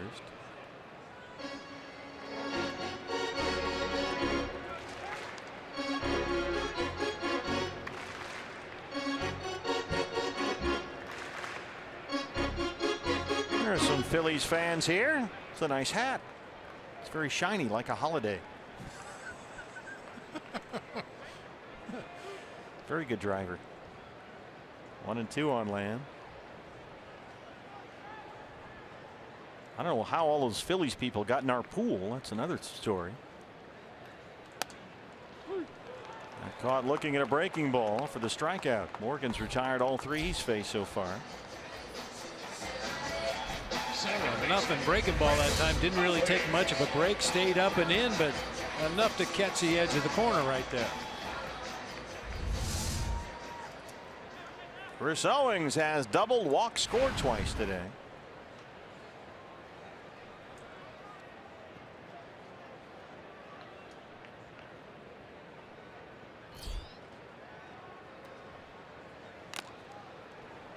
Well, that one bit Andrew Knapp. Did you authorize the takeover of the pool today? Did your staff know about this? Of course not.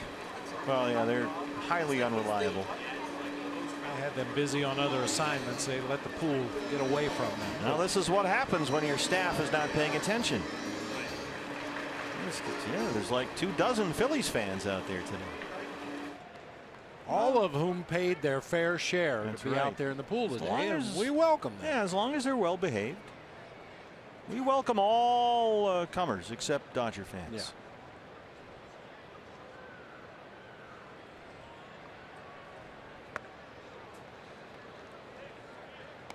Yeah. I told the story many times in the past. I got in trouble as a manager after we played the Cubs. I believe it was on a Friday night. Full house here at then Bank One Ballpark, and probably about 30,000 of them were Cubs fans. And they made a lot of noise, and I just said in the post-game interview, they can just all go back to Chicago anytime they're ready. And Jerry Colangelo, our owner, managing general partner, then alerted me to the fact that we're glad to have them here because they buy tickets. Well, tickets are going fast here at Chase Field the way the Diamondbacks are playing. We had over 100,000 D-backs fans for the first 3 games of this series alone. Oh, it was a lot of fun in here. It sure was. Players even talked about how much it helped them, the adrenaline, the energy in the ballpark, the electricity. Everybody could feel it. And close to 30,000 yesterday for the big walk-off win. Over 40,000 here Saturday night for the Goldie bobblehead day. Just about 32,000 for the series opener. We went over 100,000 Friday, Saturday, Sunday, and it's a long homestand. Fans, get your tickets, dbacks.com. Cardinals come in tomorrow night for the first of 3 games. And then 3 against the Colorado Rockies as Owings strikes out. Morgan works a 1-2-3 fourth. Diamondbacks lead the Phillies 6-0.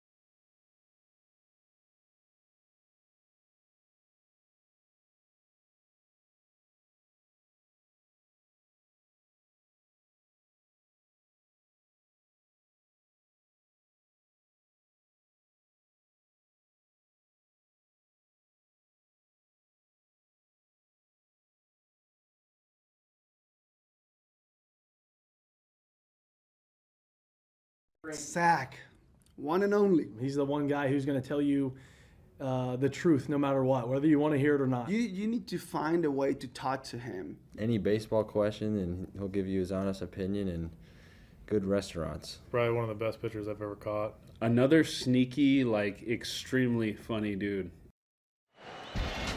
Jake Lamb, the humor monitor in the Diamondbacks clubhouse. Greinke, well, the Phillies aren't exactly cracking up here. He's retired 11 straight Philadelphia batters. And Andres Blanco leads off the 5th. Zach so far has given up just 2 hits, both singles. No walks. He's got 5 strikeouts. Here's a stat for you, BB. Zach Greinke, career with at least 6 runs of support, is 55-0. Ooh. How are we looking?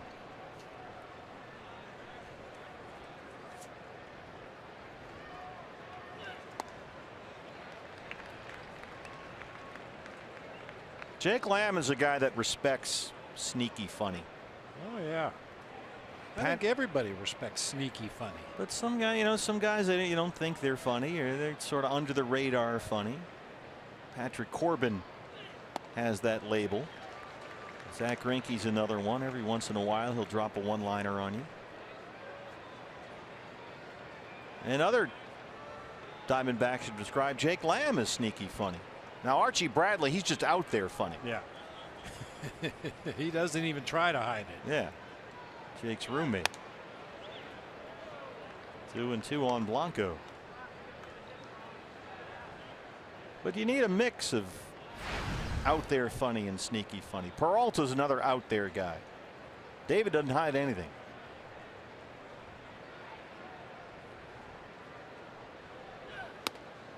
And it also really helps to have somebody on a team that doesn't understand funny at all.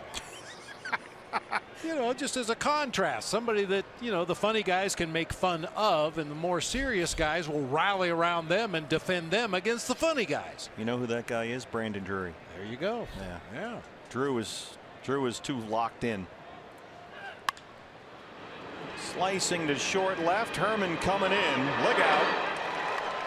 Nick Ahmed going out. They avoid a collision, thank goodness. One away in the fifth. I'll tell you who else is locked in is Zach Greinke out there on the mound, and had an interesting little interplay here between innings as Zach came off the field. Torey Lovullo grabs one of the iPads. I'm not sure exactly what he was showing him. Maybe his high score on Candy Crush or something. But yeah, I just wanted to look back in an at bat, or perhaps a pitch in the at bat, and talk it over with his skipper right there. Love to see that. D-backs put the shift on for Brock Stassi, the first baseman, who flied out his first time up. It is something to be in the clubhouse before a Zach Greinke start and walk by and see him in the video room, hunched over in front of a computer screen looking at the opposing hitters. He digests an enormous amount of information before every start, and he knows exactly what pitch he's supposed to throw to which hitter and where that pitch is supposed to be located. Surgical precision. It's like a brain surgeon looking at the x-rays and the MRIs and the CAT scans, and okay, we're going to put the incision here and we're going to go in there, we're going to fix this. Well, Zach approaches opposing hitters the same way a surgeon would brain surgery. There's so much data involved, and Torey has told us there have been moments in the game where because he has all the information that Zach does, obviously, and he says, I've seen him get on the rubber, then step off and think to himself, okay, I'm supposed to throw this guy a changeup down and away. Okay, got it. Get back on the rubber and throw that pitch based on the information he's been provided. So it's like a computer there processing all this info during the at bat.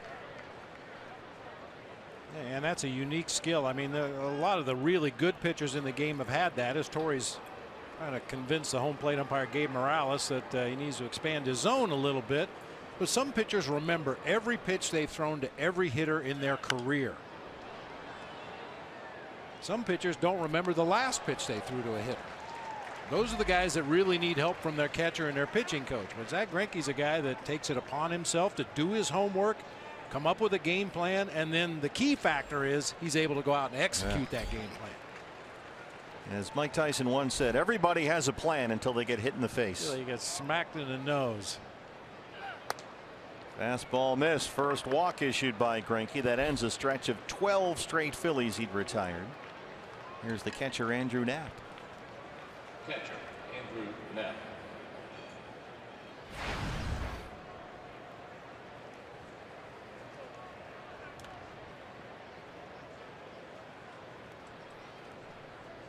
And if you're going to process as much information as Zach does and think about what you're doing as much as he seems to, you need a wingman like Jeff Mathis out there. That's why these two guys work so well together. They're literally on the same page with all that stuff. I mean, did you ever work with a guy and for whatever reason you just couldn't put down the right finger? Oh yeah, I had a couple of guys that I had all kinds of issues calling a game for them. And they get upset, don't they? Well, sometimes, yeah. It's just all about the rhythm once again. You get a guy out there on the mound that's throwing the ball well. You want to make sure he stays in that rhythm, get the ball back, get on the rubber, let's go. And if he's got to start shaking and shaking and shaking, that throws him off his rhythm. I think that's why pitchers get upset if a catcher doesn't call the right pitch in a right situation and they have to shake off. Now it's thrown them out of their rhythm. 80 pitches for Greinke, 49 strikes. 1-1 to Andrew Knapp. He's missing with some fastballs here. 2-1 now. The pitcher Morgan on deck. There's the computer. All right, that didn't miss. And behind here, 2-1. Probably throw a breaking ball. Could be a slider. Might be a changeup to the lefty. Maybe a curveball. Changeup.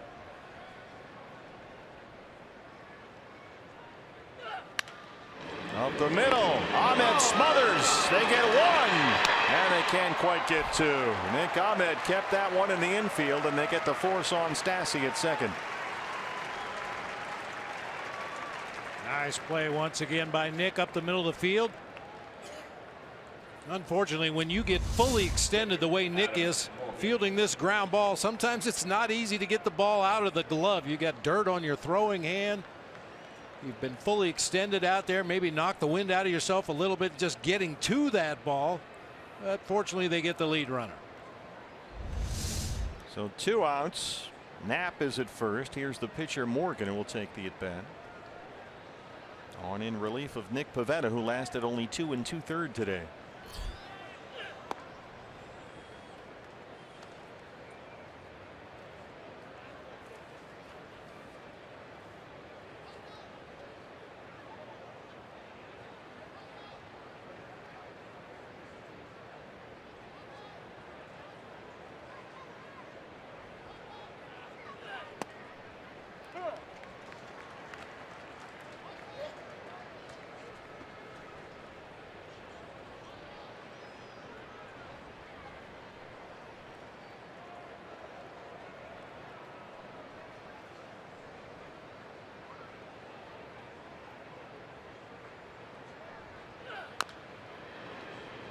One and two. Morgan looks like a hitter. He's 1 for 2 on the season, a cool .500 batting average. He's got the little bat tap on the shoulder going. He's choked up a little bit, hitting out of a crouch. It's a pretty good hat.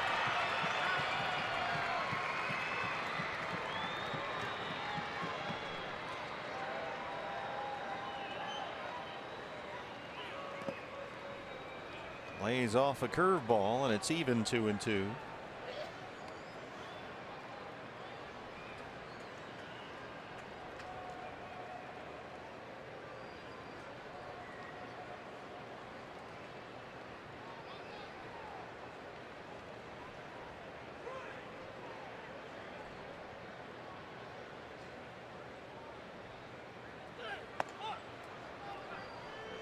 Changeup got away. Zach has worked it full on the pitcher. He's not happy with himself.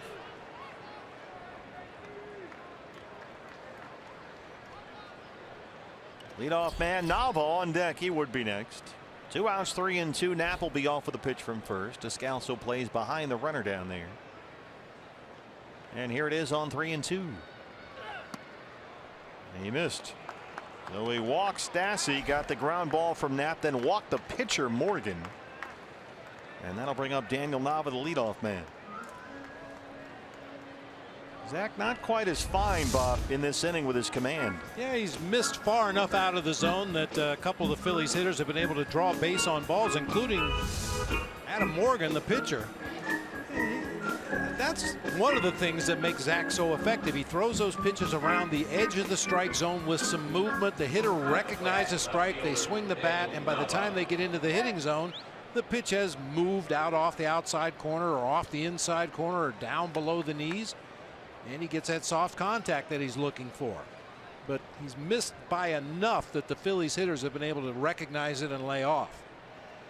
Nava singled to lead off the ball game. Struck out looking his last time up, 1 for 2. Knapp is at second, the catcher, the pitcher Morgan at first, and 2 outs.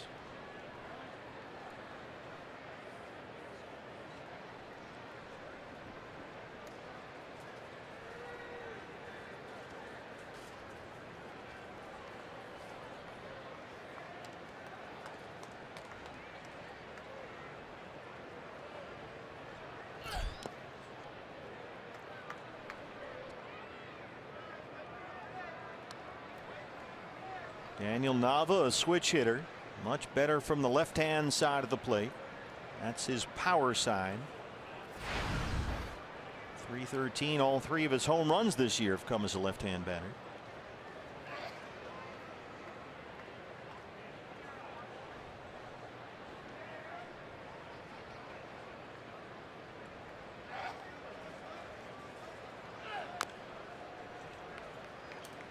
Another change up to the lefty. It's 1-1.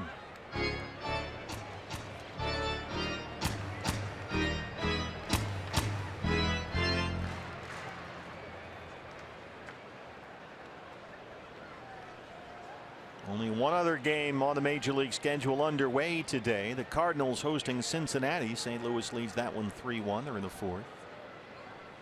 Later tonight, the Rockies in San Francisco. Dodgers host the Angels. Greinke had 90 pitches, 53 strikes. Now the lines one to right. Peralta will play it on a hop. They'll send Knapp, the catcher, home. Throw into third. Man. And boy, they had Morgan a dead duck going into the bag, but the throw was offline, and the Phillies are on the board at 6-1. Well, Morgan, the pitcher, tried to get himself thrown out at third to win that inning, but the throw was just off the line. Yeah, I think it actually might have hit Morgan. Oh. David Peralta lines it up and unleashes a laser beam to third base, and it hit Morgan in the back of the leg or the back of the foot as he was storming into third base there. Yeah, if that ball gets by him cleanly on a hop to third base, he's out by 30 feet. Mike Butcher to the mound. Suddenly it's become a struggle for Greinke, who had retired 12 in a row, just to get through this 5th inning.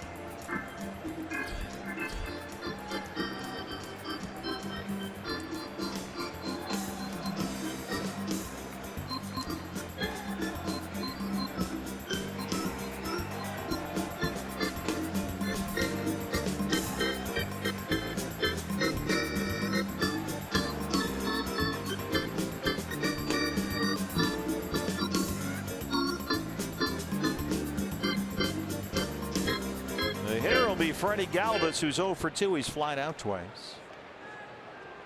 The pitcher Morgan is at third. Nava, the leadoff man, at first.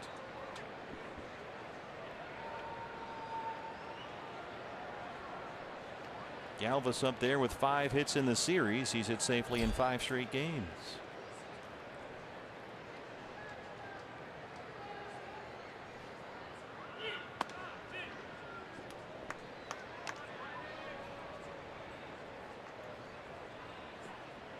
Freddie Galvis is a guy the Phillies might consider moving at the trade deadline for a team that needs a shortstop or an infielder. He's a guy that might draw some interest.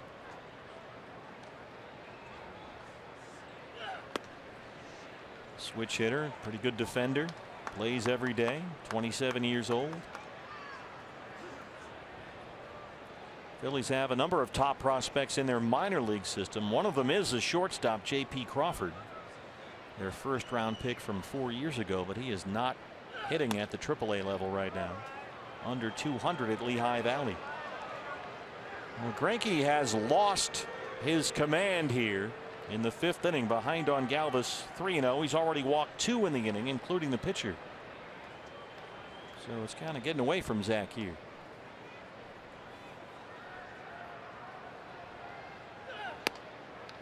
And he walks Galvis on 4 pitches, his 3rd base on balls in this 5th inning. And this has suddenly come out of nowhere, considering he'd set down 12 in a row, including Blanco, who led off this 5th inning. I'm pretty sure there's a unicorn somewhere here in the ballpark. If you see Zach Greinke walk 3 guys in 1 inning, including the opposing pitcher, there must be a unicorn somewhere nearby. It just doesn't happen. Well, Aaron Altair, who's had a big series, can make this awfully interesting right here. He's already got 7 hits in the series. He singled against Greinke his first time up, struck out to lead off the 4th in his last at bat. Bases loaded, 2 outs. Fastball's a strike, and it's 0-1. Altair has now hit safely in 8 straight games. Morgan, the pitcher's at third. Daniel Nava at second, and Freddie Galvis at first.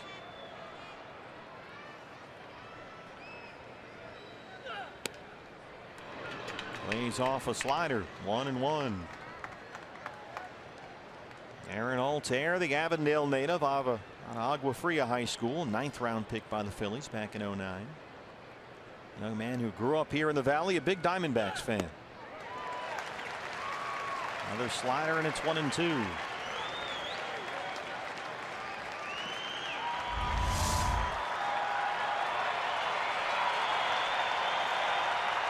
Phillies in this series 0 for 3 with the bases loaded.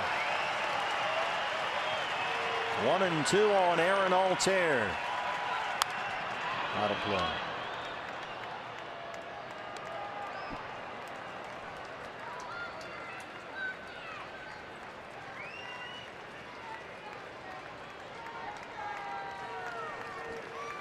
Pitch number 100 on the afternoon on the way from Zach Greinke.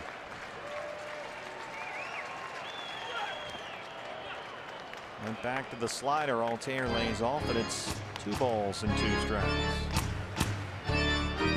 Mike Butcher and Torey Lovullo need a plan now. Greinke not going as deep in the game as they had hoped, especially after yesterday when Torey had to use 6 different relief pitchers. 100 pitches, 57 strikes. Here's the 2-2.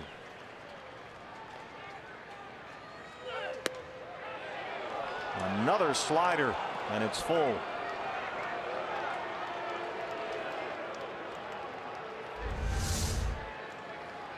He wants Altair to swing at that pitch. He had no intention of throwing it in the strike zone. Throw that slider off the outside corner. Hope that Altair is going to be overly aggressive with the bases loaded, but he laid off. Runners on the move. Check swing roller to third. Lamb has it. And Greinke leaves them loaded. Phillies get one. 6-1 Diamondbacks.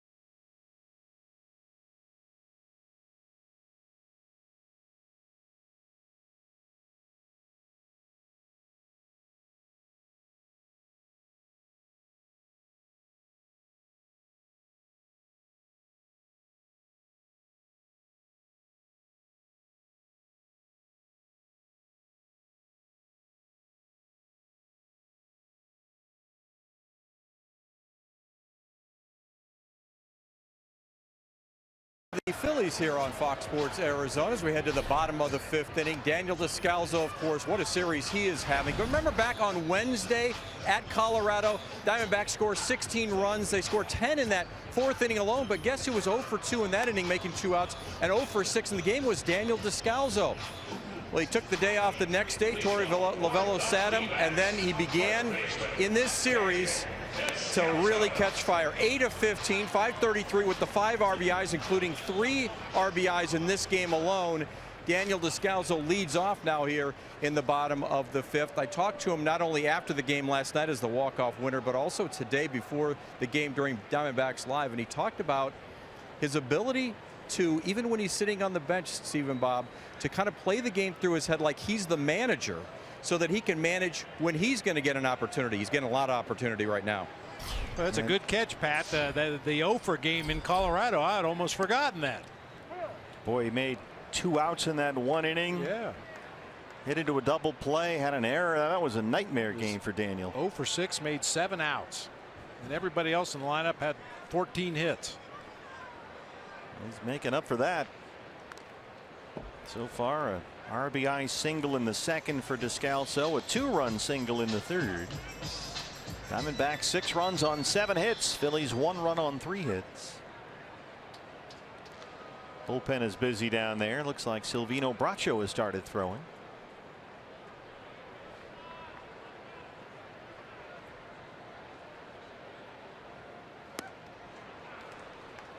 Swing and a miss on a slider. There is Silvino Bracho in the Sanderson Ford bullpen. Greinke over 100 pitches through 5 innings. Boy, Adam Morgan has come on for Nick Pivetta and retired All 5 he's faced, he struck out 3 straight Diamondbacks batters now. And a work to Ray Fuentes.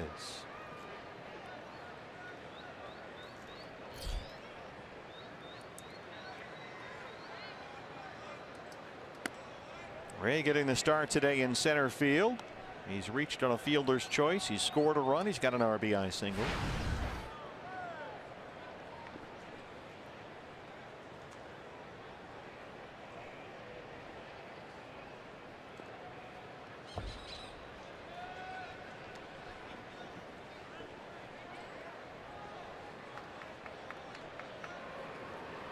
Zach Greinke helmet on in the dugout. He's after Mathis, who's on deck. This might be one of those wait and see at bats for Zach Greinke. See what happens in the inning here. See what kind of base runners are on or not on. And then make the determination whether or not to let Zach take the at bat or go to one of your pinch hitters and turn the ball over to the bullpen.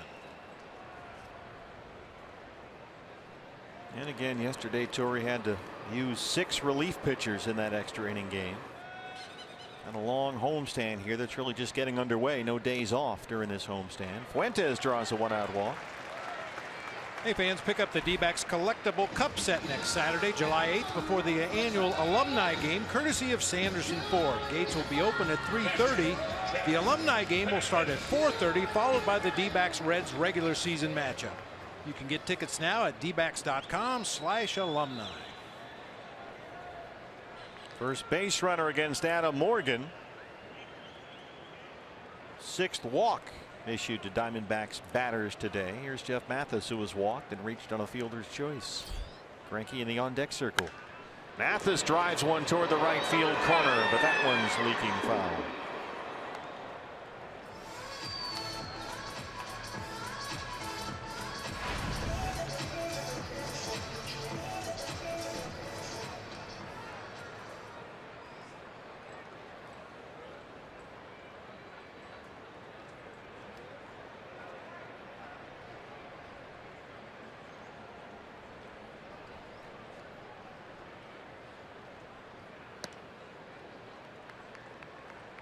A win today for the Diamondbacks would be their 10th in the last 14 games against these Phillies. D-backs swept last weekend at Citizens Bank Park. Trying to take 3 of 4 here at Chase. 2-1.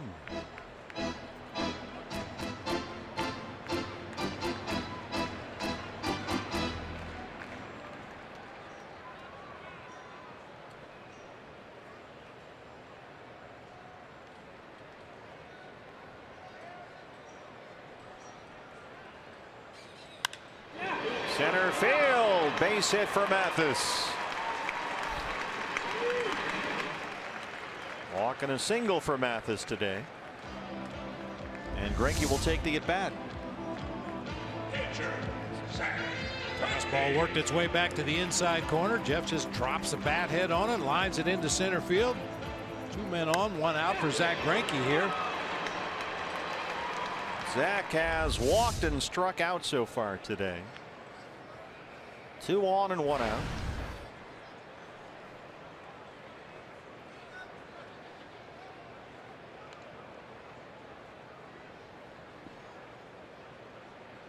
Chris Herman, the leadoff man, is the on deck hitter.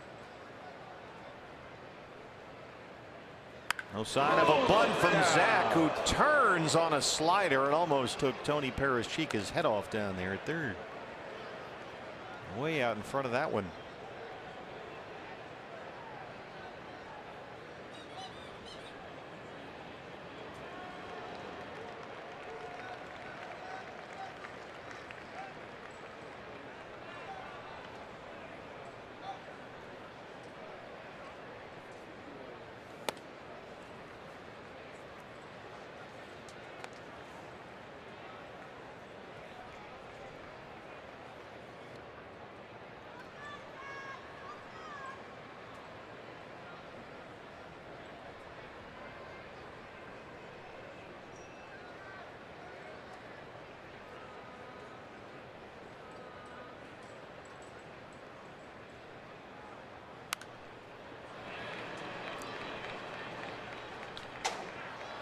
That one almost hit John Kruk. Don't hit Krucky. John Kruk doing Phillies TV just to our left here. We could have reached out and caught that. Conceivably, we could have, but was smart, and we didn't. Yeah, well, we had protected our cupcakes. Some things never change. Yeah. Got to protect the cupcakes. Hey, wait, they got cupcakes in there? Doris, I think Doris may have brought them cupcakes. Boy, your staff today. Pretty bad. Yeah, we got Phillies fans in the pool. No cupcakes. No cupcakes. I mean, who's the home team here and who's the visitors? We got a nice gift from Carol Cooper, and they immediately took it over to the radio booth. An award for Mike Farron. Look out. Jumped on another slider for Morgan.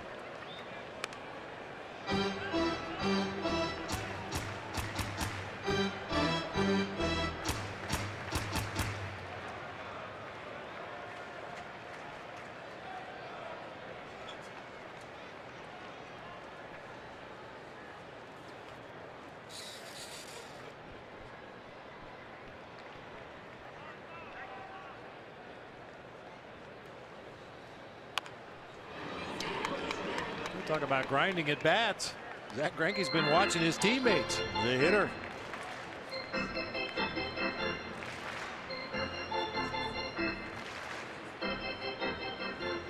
Bracho is still throwing in the Diamondback bullpen.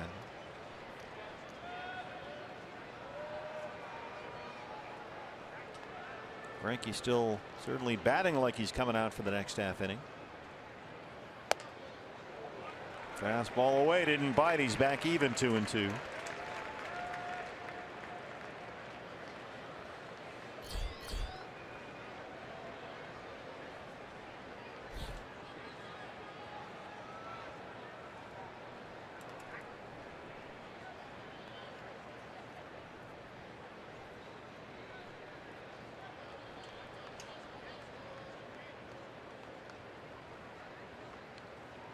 Runners on the move. Cross up. Big time. Andrew Knapp just straight out dropped that one as Fuentes is in at third and Mathis the catcher at second. Watch Knapp back here. He thinks it's going to be a fastball. You see him coming up out of his crouch. He thought that was a fastball headed for the backstop, but instead Morgan threw him a breaking pitch, took it right in the breadbasket as both runners move up. And Zach Greinke has pulled a Goldie in this at bat. He's taken the count from 0-2 to 3-2. And in this ballpark, we call that pulling a Goldie.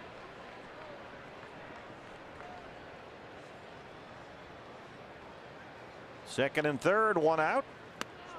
And Greinke finally swings and misses at that slider. Two down. Here comes Herman.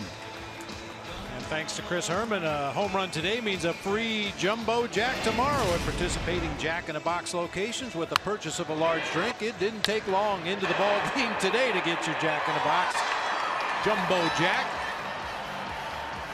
Well, it's been a good day for the Hermanator, batting in the leadoff spot. He has homered and walked twice, once with the bases loaded. He's knocked in 2 runs. Ray Fuentes at third, Jeff Mathis at second, and 2 outs.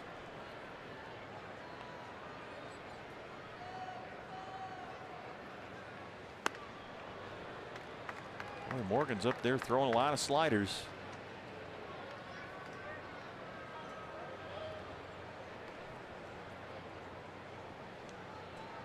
D-backs 6 runs on 8 hits. Phillies 1 run on 3 hits.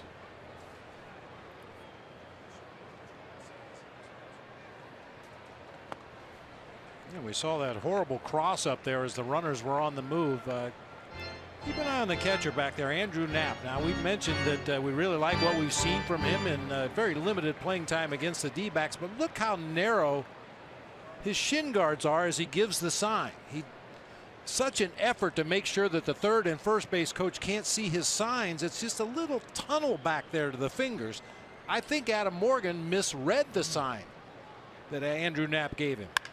Herman smothered by Blanco at second, and he just does get Chris by a step as Morgan strands 2. Andres Blanco, the Phillies second baseman, saves at least 1 run right there, maybe 2. So through 5 it stays 6-1 Diamondbacks.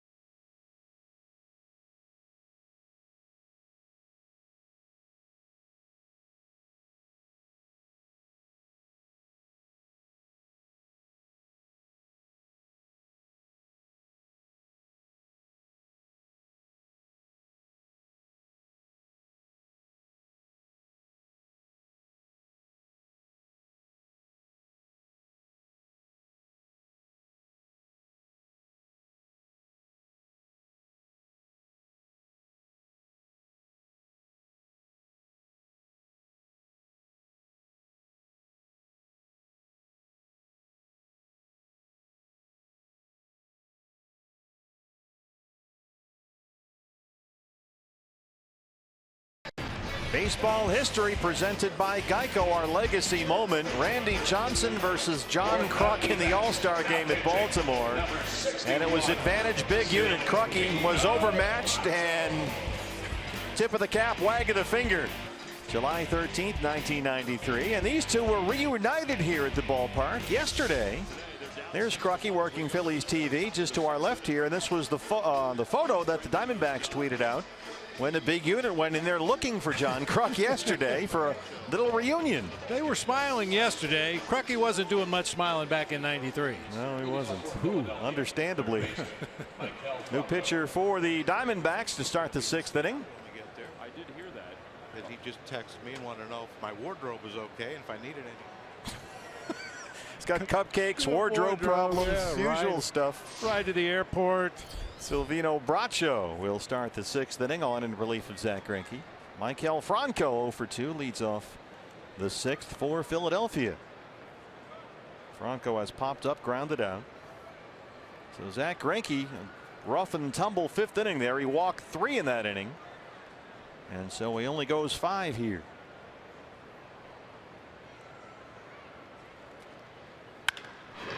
And Bracho gives up the leadoff single to Franco to open it up for the Phillies.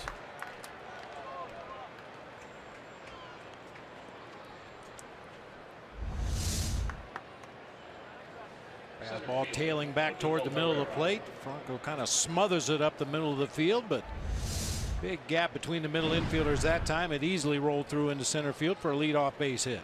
Ashline called to the bullpen. Bracho worked 1 inning in Saturday's 9-2 win over the Phillies. He pitched a 1-2-3 9th. Odubel Herrera has struck out twice. Under the glove of Lamb at 3rd. He shoots it the other way into left. A pair of singles open up the Phillies 6th.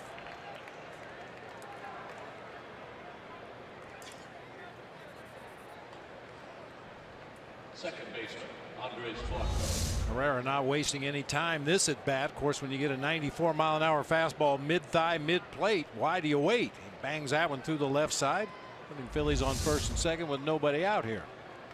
And the batter will be Andres Blanco, the second baseman who made that play to win the bottom of the 5th. He's 0 for 2.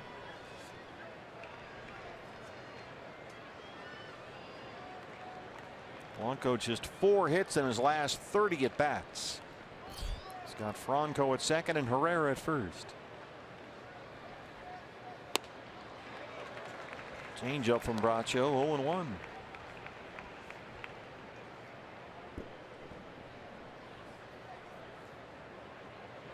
Diamondbacks coaches like the way that the ball moves.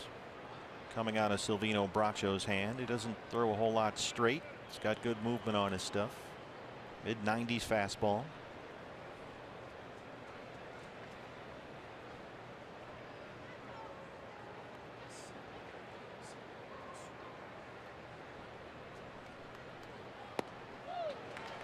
Another changeup.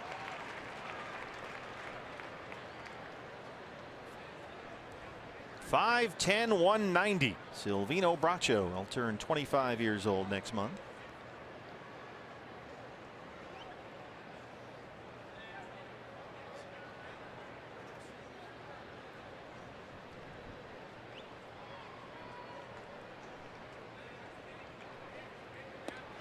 Kind of been a thing over the years, Bob, with scouts. They don't mind little lefties, but for whatever reason, short, undersized right-handers, there seems to be a little bias against them. Billy Wagner was a very good short left-handed closer who, threw about 100 miles an hour, but you talk to scouts and they go, short righties, undersized righties, Nothing good here. Strikes out Blanco for the first out in the 6th.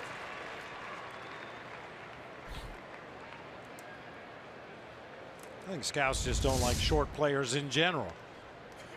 First baseman, Brock. We hear so much about a projectable body. You're looking at a 16, 17, 18-year-old kid, and you have to try to figure out what's he going to look like in 2 years, 5 years, 10 years. What's he going to look like when our training staff gets a hold of him, gets him in the weight room? And short guys generally don't get taller. Not in their mid-20s anyway. There's Brock Stassi 0-1. But there's that 94-mile-an-hour fastball from Silvino Bracho. Seems like when short guys are lefties, they get a little bit more benefit of the doubt.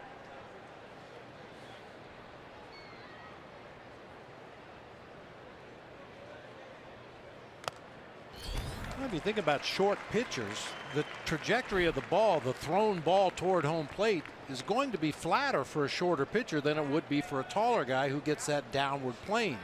The ball for a short pitcher would tend to be in the strike zone a little bit longer, give the hitter a little bit better look at it than somebody who's taller and kind of throwing what we call down the hill. I don't know. I'm just making things up now. Oh, you hear that all the time. Oh, he's a big right-hander. He really throws downhill. Yeah. Well, all the pitchers are on a hill. It's called the mound. But you're right. A lot of that is physics. It's just it's in the hitting zone a little longer.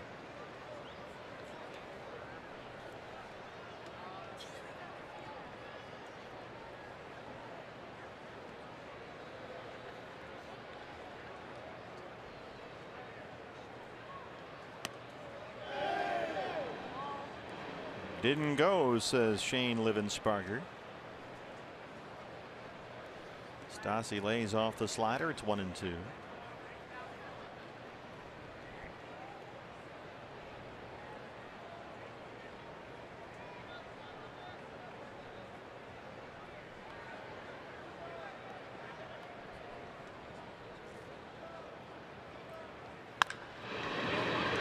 Descalso at first, thought about second. Bracho gets over there, and they'll take the out. I think Daniel had the right idea going to second base right there. Anytime a ball's hit to your right with a runner at first base, the easy play is just to continue on to second base and get the force out and hope that the pitcher gets over there in time to cover. But Daniel's first instinct was to stop and go back to the bag at first. Then he looked to second. Now it's too late to get the force at second base. Fortunately, they're able to get the out at first.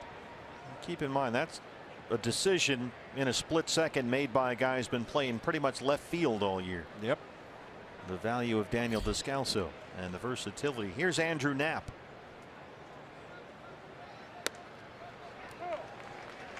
First pitch changeup from Bracho, 0-1. Adam Morgan, the pitcher, has his spot coming up next. Howie Kendrick, who's been out for most of this series with a hamstring problem, is in the on-deck circle.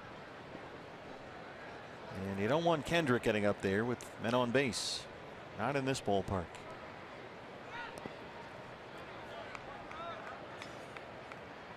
Howie Kendrick, a .441 career batting average in 18 games at Chase Field. Remember, he was the one that hit the ball that just stayed fair to tie the game in the 7th inning yesterday.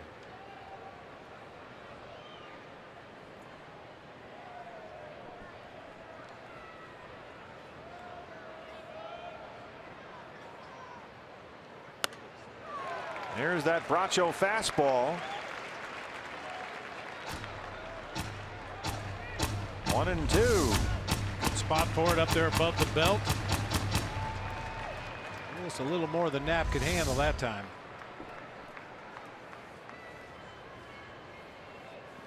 This is a guy who has a lights out track record as a closer at 3 different minor league levels. Silvino Bracho looking for those same results here as a big leaguer. He's used to pitching in high leverage situations. He's been a closer his entire minor league career, and a really good one. But the consistency at this level hasn't quite been there yet. We talked to guys that played with him in the minor leagues. When Bracho came in, game was over. No doubt. Done.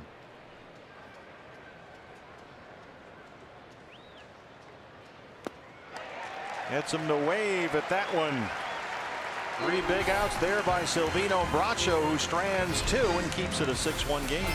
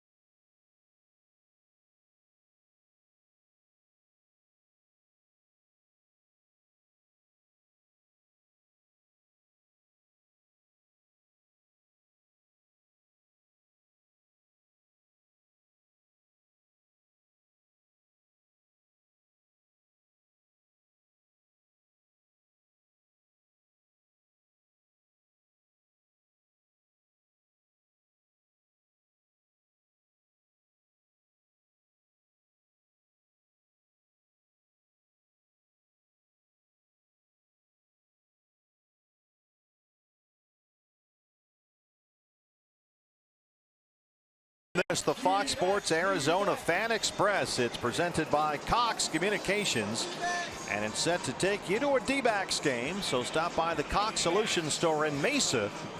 That's at 6005 East Southern Avenue. You can sign up for a chance to win 2 tickets on the Fan Express, and the winners will be taken from the store to the Diamondback game here July 22nd against Bryce Harper and the Washington Nationals. Sign up today. That is a nice ride. That's a real nice ride. If you noticed, everybody that got off that bus was wearing their D-backs gear, jerseys and hats, and brought their gloves to the ballpark. That's a good time, man. It's been the whole day. Nick Ahmed leads off the 6th against Adam Morgan.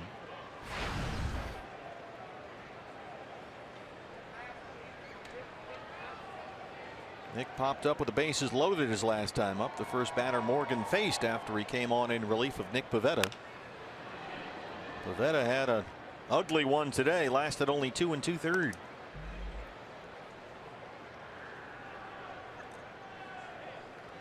Morgan so far in relief has walked 1, struck out 4.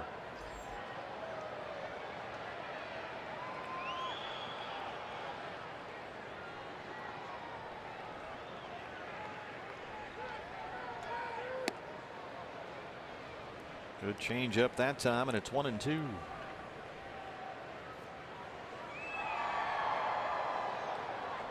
Only other game being played right now across the majors, the Cardinals are leading the Reds 6-1 at St. Louis. They're in the 6th inning.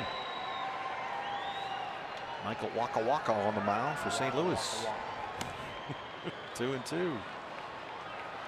Later today, the Rockies continue their NL West road trip. They just got swept in LA. They start a series with San Francisco tonight. Jeff Samardzija on the mound for the Giants. Dodgers have Rich Hill on the mound at home against the Angels. As Ahmed strikes out for the 2nd time today, he's 0 for 4. Well, we have a moment here. Let's take a look at our State Farm winning combo. Diamondbacks offense here at Chase Field this season off the charts. They lead the majors in runs per game, OPS, extra base hits, and they're 2nd in home batting average. 3rd, excuse me. I can't get all the numbers right.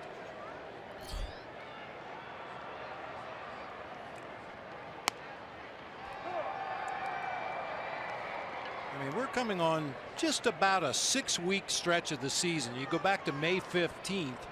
Diamondbacks are 27-10 over that period of time. Only the Dodgers have had a better record, 29-10. Diamondbacks have averaged just under 6 runs a game, 2nd in all of Major League Baseball. The Astros have averaged just over 6 runs a game, and the D-backs have the lowest ERA in the majors going back to May 15th at 2.92.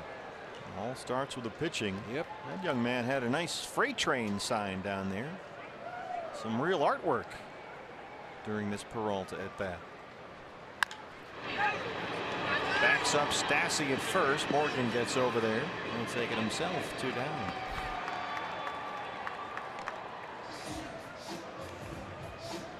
Shoot, baby, shoot. Third baseman, check.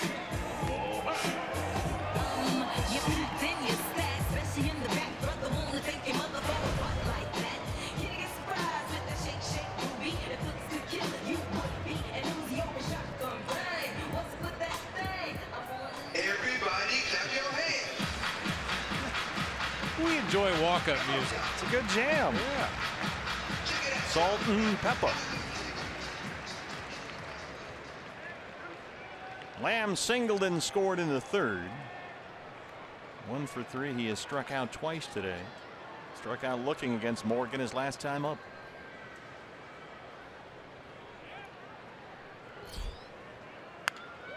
Check swing roller under the glove. Franco's over from 3rd and makes a nice play to get a Michael Franco. As Morgan works a 1-2-3 inning to the 7th we go. 6-1 Diamondbacks.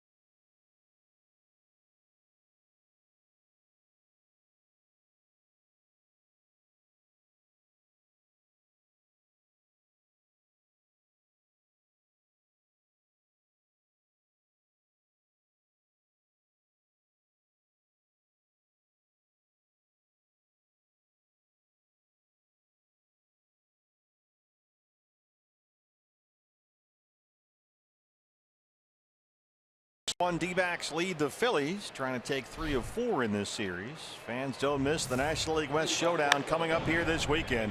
This is a big series. Diamondbacks and Rockies, a 3-game set, starts Friday. First 20,000 fans with us for the 1st of July celebration this Saturday. Get a soft style State 48 patriotic t-shirt. Get your tickets now. It's going to be a big weekend here at Chase. Friday, Saturday, Sunday, the Diamondbacks and the Colorado Rockies. SteveAx.com. Cameron Perkins will hit for the pitcher Morgan to lead off the 7th against Silvino Bracho. Perkins only 2 for 22 to begin his big league career. He's only played in 6 major league games, all in the last week. 0 for 11 in the series with 4 strikeouts. Started all 3 games in left field, batting leadoff for Pete McCann. This is popped up shallow left center. Chris Herman comes over on the way. You got a catcher there, no problem.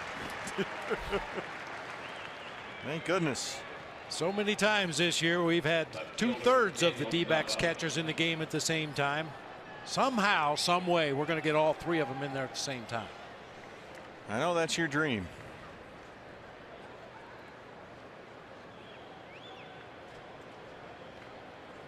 Shift is on for the switch hitter Daniel Nava, who's 2 for 3, a pair of singles. He's knocked in the Phillies' only run today.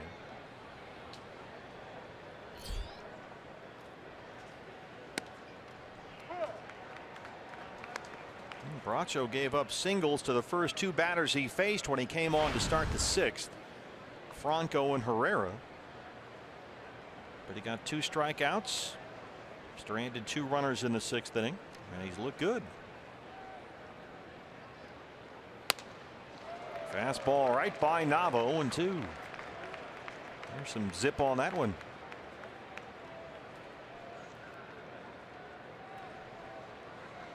Seems like all this young man needs is little confidence at this level. Remember when he came in opening day last year, first batter he faced all season was Nolan Arenado. Arenado hit one about 5 miles. And it seemed like Bracho never really got over that. Big pause in that delivery. Changeup missed. Seen Silvino do that a little this year, get somewhat tricky with that delivery. Sometimes a quick pitch, sometimes that Karate Kid motion at the top of the windup. Little Johnny Cueto addition to his delivery.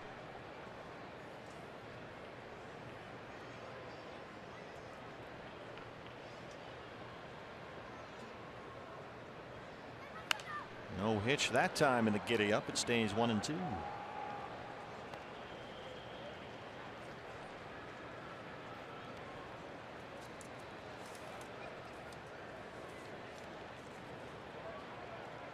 This is Silvino Bracho's 5th different stint with the Diamondbacks this year. Back and forth from AAA Reno all year long.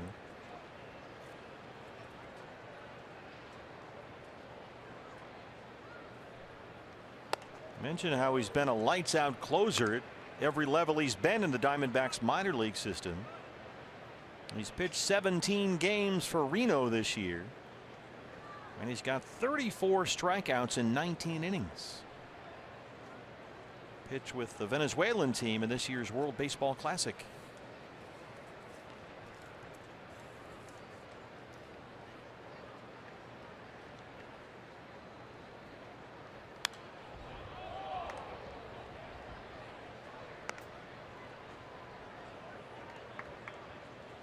Two and two on Daniel Nava, 34-year-old veteran.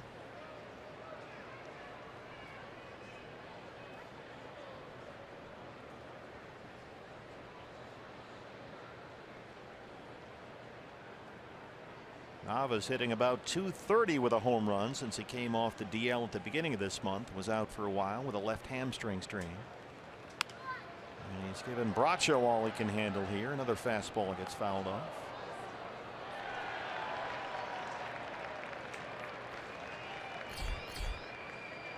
Freddie Galvis on deck.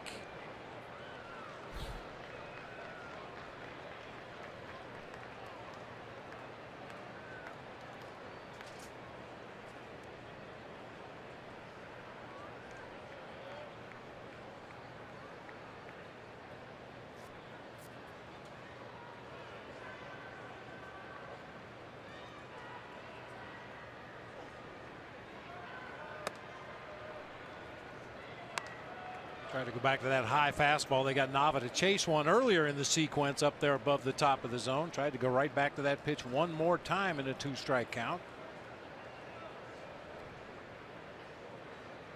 Bullpen quiet right now for the Diamondbacks. Bracho with 27 pitches. 3-2 to Daniel Nava. Loaded a changeup up there, and it'll stay full. He got a strikeout of Andrew Knapp to end that 6th inning with a changeup that was down in the zone. Got Knapp way out in front. Tried to go right back to the same pitch to another left-handed hitter, and Daniel Nava just able to get a piece of it. At what point does a young pitcher get a feel for sequencing, or is that just something that's innate? Well, once again, we talked about earlier pitchers that remember every pitch they've thrown to a hitter, and other guys that can't remember anything. And I think the same thing is true for pitchers. If you work with good veteran catchers that really know how to work a scouting report and how to attack weaknesses, you can learn a lot from just throwing what the catcher calls for, and then maybe asking about it after the inning. Why did we throw that 2-2 changeup? Why did we throw that first pitch curveball? And I think that's how young pitchers learn sequencing and how to get to a hitter's weakness. You don't just go out there and throw every pitch right at his weakness. You want to go to his weakness when you get a 2-strike count or when you have runners in scoring position. But how do you go about getting to that weakness pitch? And that's something you can learn if you just pay attention to your catchers and your pitching coaches as you go over the scouting reports. Well, Nava wore down Bracho, and a fastball missed there, a 1-out walk. Nava's aboard for the 3rd time today as the leadoff man. That'll bring up Freddie Galvis, the shortstop. You know, and to be honest, sometimes that's a hard thing to learn for dominating pitchers at the minor league level. And certainly Silvino Bracho has been a dominating pitcher at the minor league level. I bet he didn't have to think too much about pitch sequencing. I'm going to throw 2 high fastballs. I'm going to throw a breaking ball in the dirt, and then I'm going to blow him away with another high fastball. And that's what he's done. Boom. His whole career. You don't have to try to look into the future and see how am I going to get to that slider off the outside corner to a right-handed hitter. That's my out pitch to this batter. How am I going to get to that pitch?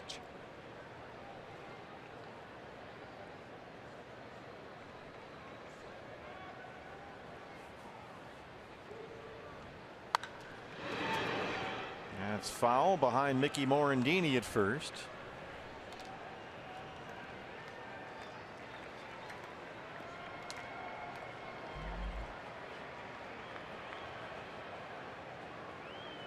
And Bracho is in a great situation as far as the other guys down there in the bullpen. I mean, Archie Bradley was a guy like that in the minor leagues, I'm sure. Just blow him away. Blow him away.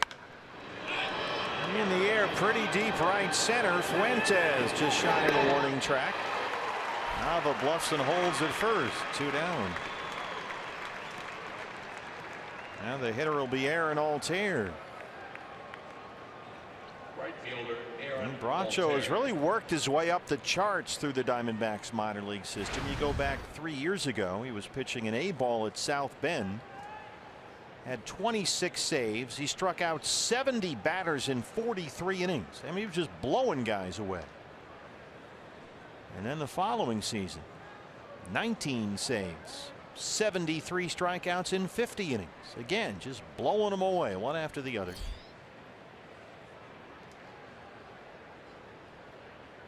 This year at Reno, 34 strikeouts in 19 2/3. But you can't get away with that at this level. Got to do a little bit more. Talking about a guy over 6 seasons, has 82 career saves in the minors. So he's not just pitching, he's pitching the 9th inning.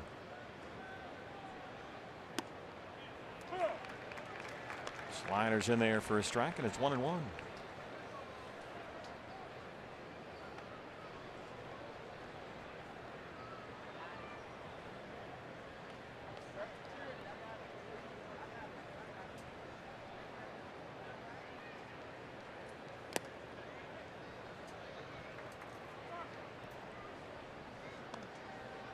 Bracho's had to throw a whole bunch of pitches here.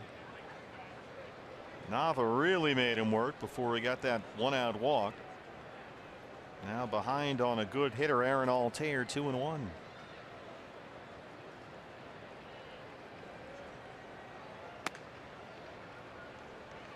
Hard changeup inside, 3 balls and a strike. Franco, the third baseman, on deck.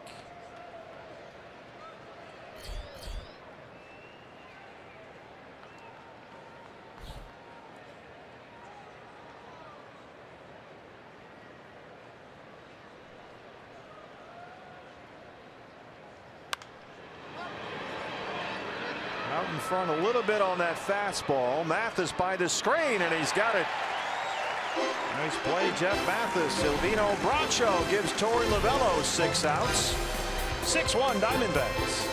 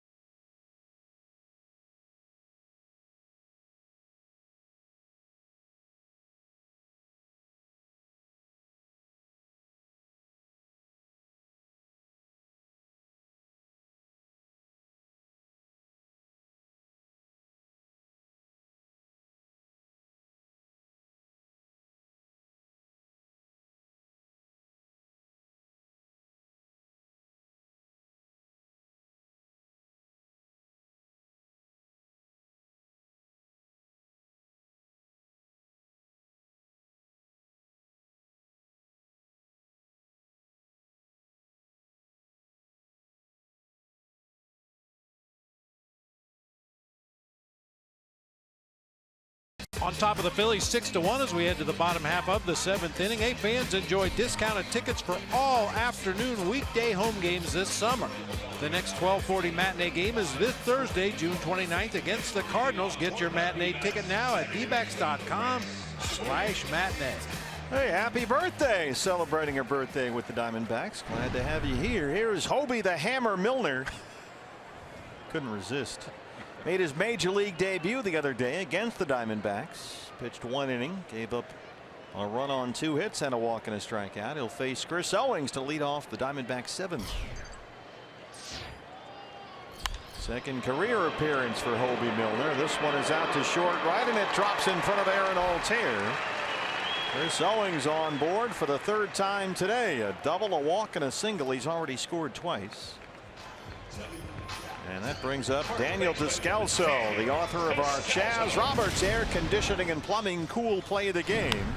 He had an RBI single in the 2nd, and he drove in 2 runs in the 3rd. Getting the start for Goldie today at first base. So Descalso had the walk-off winner here yesterday. Factoring big time into the game here today as the Diamondbacks try and take 3 of 4 from these Phillies. 2 hits, 3 RBIs so far for Descalso.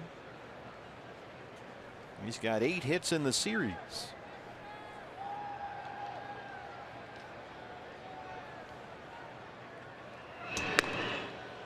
Hobie Milner is the guy who opened this season at AAA Lehigh Valley pitching for the Iron Pigs.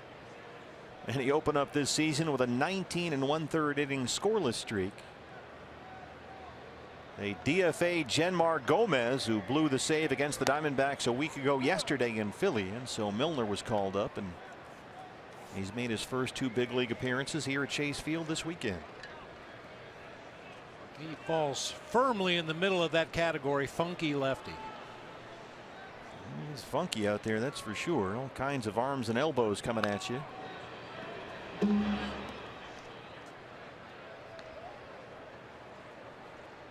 I'm sure I've talked about this on the air in the past, but I think a lot of organizations ought to take a look at some of their pitchers at the minor league level, especially the left-handed pitchers, guys that are maybe struggling to make the advancement to the next level. Hey, drop your arm angle down, get a little funk in that delivery, do something different. Well, that's what the Oakland A's years ago did with a right-hander they had who was throwing high 80s, hadn't really done much. He was a former Philly, and that's how they turned Brad Ziegler into Brad Ziegler. There you go. Drop your arm down, see what happens. Nothing else is working. So here's Hobie Milner out of the University of Texas. He's a Longhorn. 7th round draft pick by the Phillies 5 years ago out of Austin, Texas.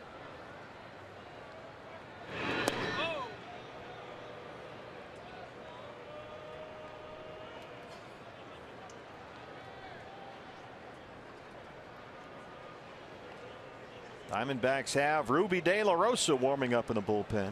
Ruby coming off that elbow rehab.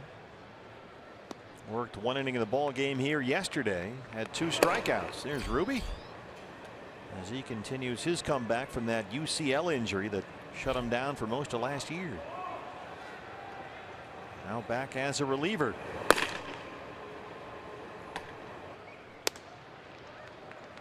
Two and 2 to Daniel Descalso.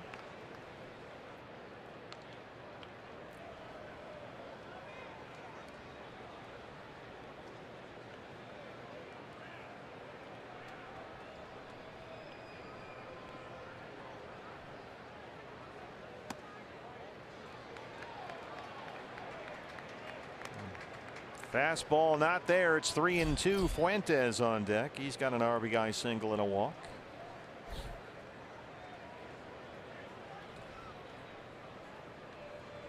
Chris Owings, the runner at first. Fastball in there. Catches Descalso looking for a strikeout for Milner.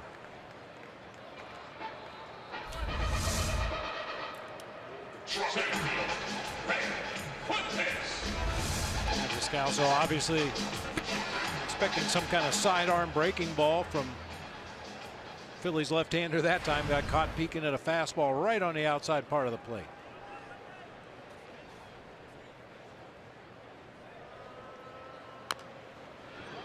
Hobie Milner was a guy that the Phillies drafted out of Texas. They had him in their system.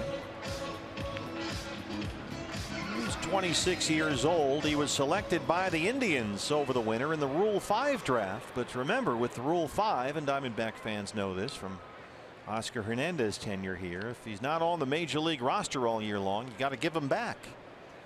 And that's what happened with Milner. Cleveland had to give him back to Philadelphia.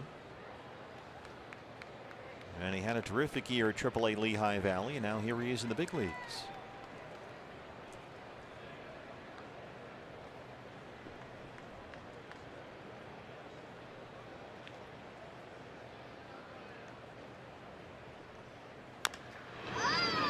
Back to the mound. Milner goes to second for the force on Owings. 2 down. Fuentes is on at first. Well, with Fuentes' speed, they weren't going to turn 2 on this ball anyway. But the throw to second base, you can see how the shortstop Freddie Galvis had to stop his momentum, go back to his right to take the throw from Milner. That eliminated any chance of possibly turning a double play. It's been a good day at the plate for Jeff Mathis. Good weekend, in fact. Jeff started both games here yesterday and today. He doubled in the 8th inning yesterday. Today he's had a walk and a single so far. Now hitting 171 on the year.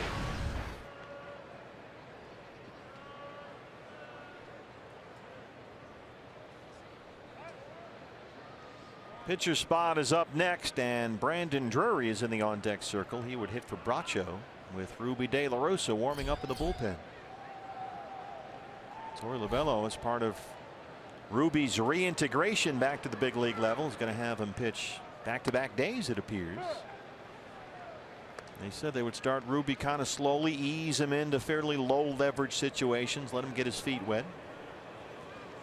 But he's going to be a big piece at the back end of that bullpen once we get into August and September. No doubt about it. We haven't heard the full plan for Ruby De La Rosa, what they expect from him, but you would assume going back-to-back days, he would probably be off tomorrow. You know, just as Torrey said, kind of ease him back in. But you definitely want to see if he can go back-to-back days, and at some point maybe even back-to-back-to-back days. Are those the sort of the final hurdles to clear when you know a guy, okay, like this guy's all the way back? Yeah, I think so. When you can use a guy without concern as to, well, how often has he pitched recently? How many pitches did he throw 2 days ago? When you can just pick up that phone and call to the bullpen and ask for whomever you want down there without any concerns about injuries, that's when you're all the way back. Mathis shoots one into the right center field gap. Fuentes is in at third. Second hit today for Jeff Mathis.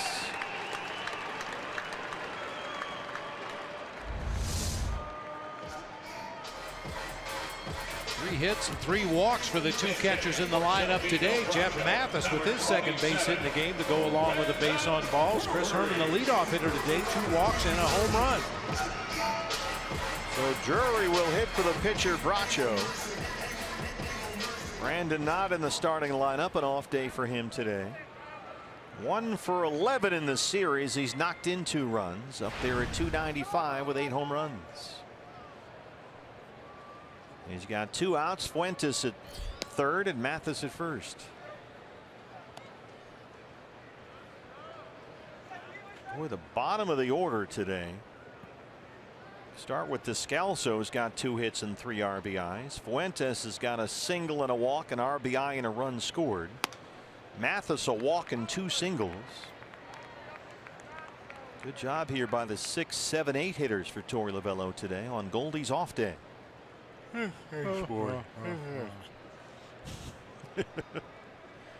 6 runs now on 10 hits for the Diamondbacks. 3-0 on Drury. Herman on deck. He's had a big day at the top of the order. You know, partner, I know a lot of fans get very upset when Goldie's not in the lineup, when Jake Lamb's not in the lineup, when Brandon Drury isn't starting. But if you think about it, this is really a great opportunity for a manager to manage. You know, in basketball, you can't say who, well, you can say who gets the ball for the last shot in the game. In football, you can hand the ball to whoever you want to run it or throw it to a receiver, whoever you want. In baseball, you're at the mercy of the batting lineup. And when you have weapons available off the bench that you can drop in there as you see fit, that's when you can really manage a team. I mean, just the thought of Paul Goldschmidt sitting on the Diamondbacks bench today, and Torrey could put him in there to pinch hit whenever and wherever he wants. Believe me, that's one of the things that's foremost in Pete Maccannon's mind today. Where might he use Goldie? Now, maybe not in a 5-run ball game, but in a close game, absolutely he'd be worried about that. 3-2 to Drury. Struck him out. So Milner strands 2, keeps it 6-1 as we head to the 8th inning.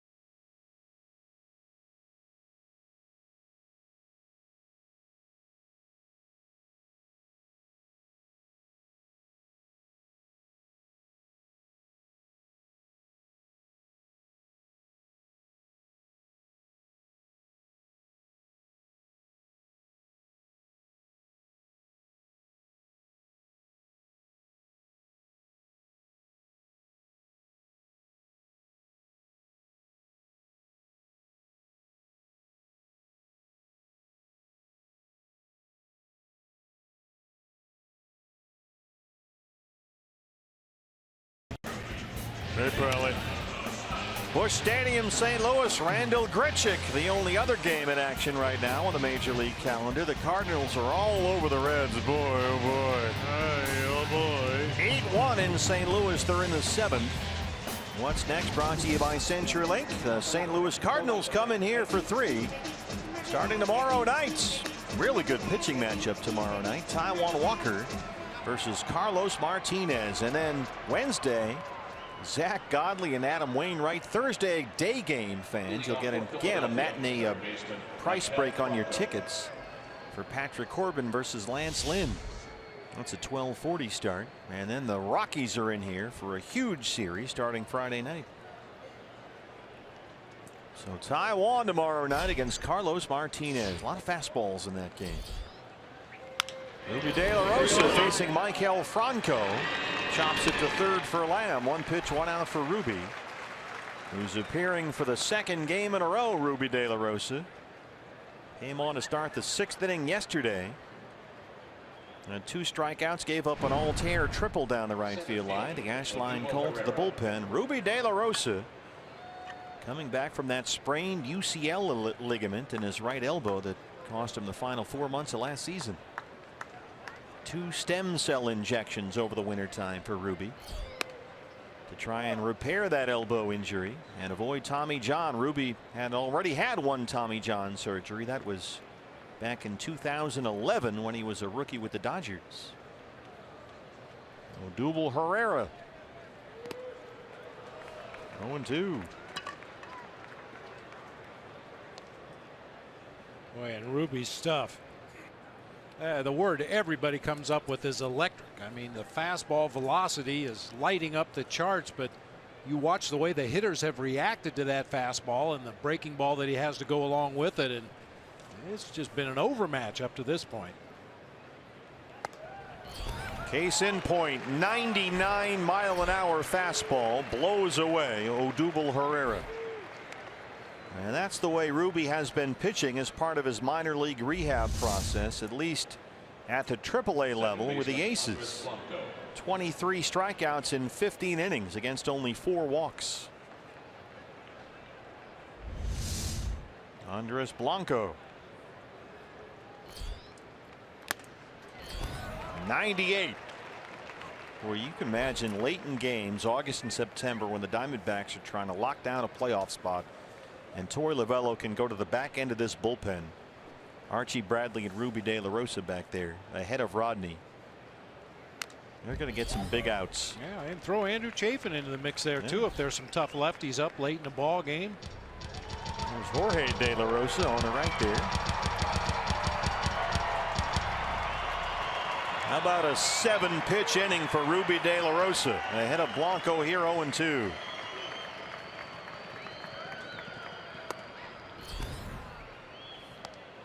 There have been scouts ever since Ruby De La Rosa was a prospect years ago, signed out of the Dominican Republic by the Dodgers in 07, who have said this guy should be in the bullpen all along. Bring him out there for 1 inning at a time, and with his stuff, just let him overpower 3 guys and get out of there. And so that's sort of always been some of the discussion about Ruby De La Rosa. Guys who think, well, he should be in the bullpen, maybe even a closer with the kind of stuff he's got. Not have to worry about saving bullets and managing 6 or 7 innings and trying to get to 200 innings in 30 starts. Let him pitch 1 inning at a time, because it's working out so far. Welcome back, Ruby De La Rosa. A 1-2-3-8. Diamondbacks lead the Phillies 6-1. Ruby comes in, strikes out Herrera, and gets Blanco at 6-1 Diamondbacks.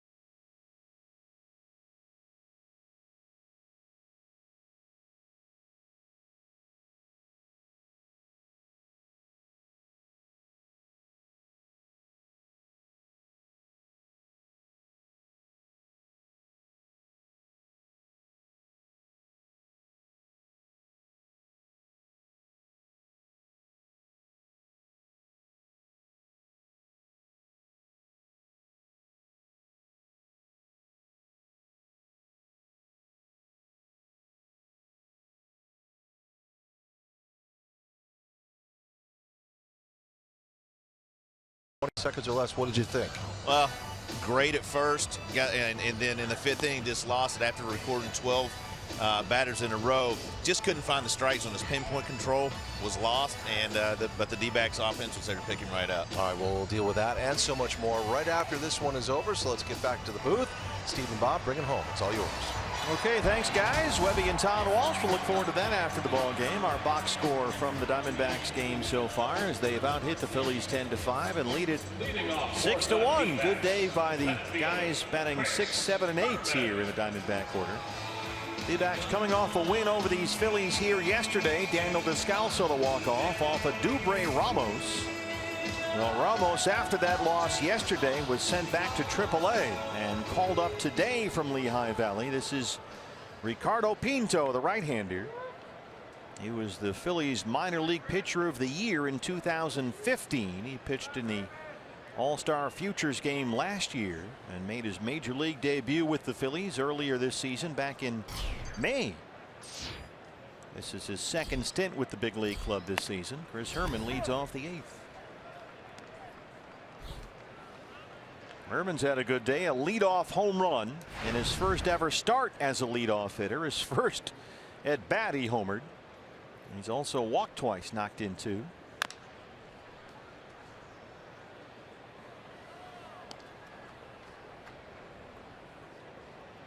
Double switch here by Pete Mackanin. Ty Kelly replaces Andres Blanco at second base. So Kelly will bat 9th. Pitcher spot is 6th in the Phillies order. There's the great Larry Bowa on the left there. Long time Philly. Hard to imagine the Phillies without Larry Bowa in uniform in some form. One of the great players of his era. Oh, yeah. He's a big fan favorite in Philly. Still is. He's kind of got that, oh, has always had that Philly attitude about him. Kind of personifies the city and their sports teams that way. And he has been Pete Mackanin's sounding board through a difficult season here.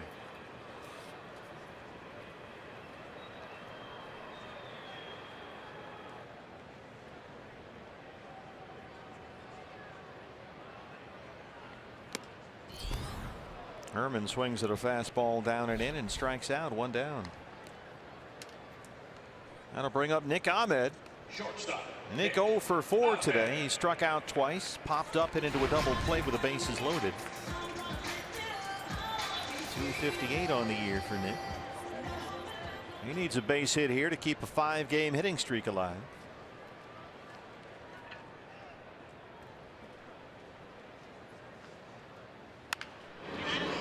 Shortstop for Galvis.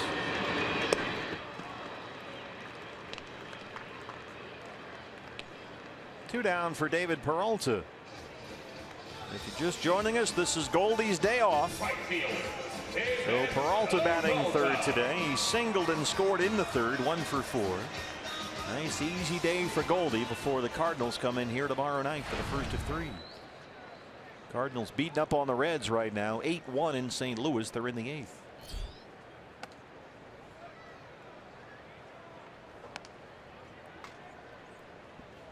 Don't forget, fans, that got a day game in that St. Louis series, as we mentioned, so you get a matinee break on your ticket price Thursday, a 12:40 start. Talking about Goldie not starting in the ball game today. If you think about it, we had the day game yesterday, and you know, in the afternoon. He's had 24 hours off already to this point because he didn't start in the game today. And by the time we play the night game tomorrow, he'll have another 24 hours. So basically 1 off day morphed into 2, even though there's not even an off day on the schedule. Torey Lovello literally counting the hours. When can I maximize that off day for Goldie and get the most bang for my buck here?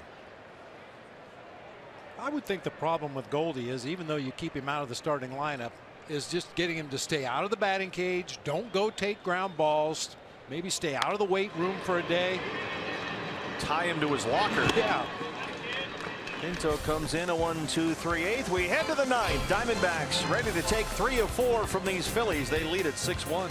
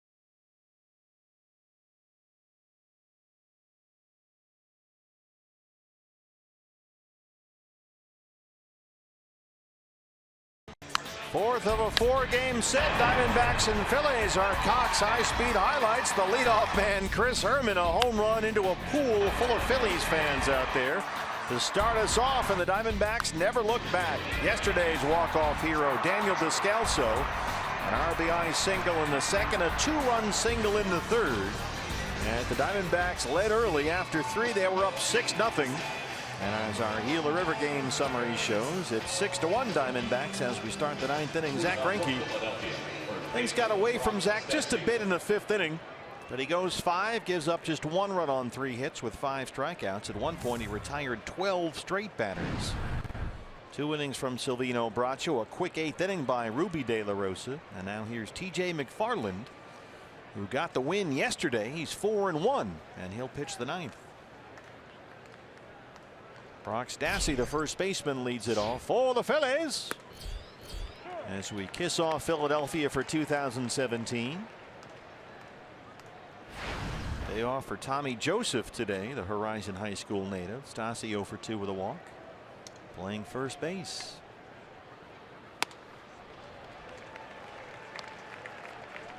So the Phillies, over the last 3 games, have scored just 4 runs in 28 innings. Matt Stairs, the hitting coach, on the left there. Gonna have to get some guys in the cage or something.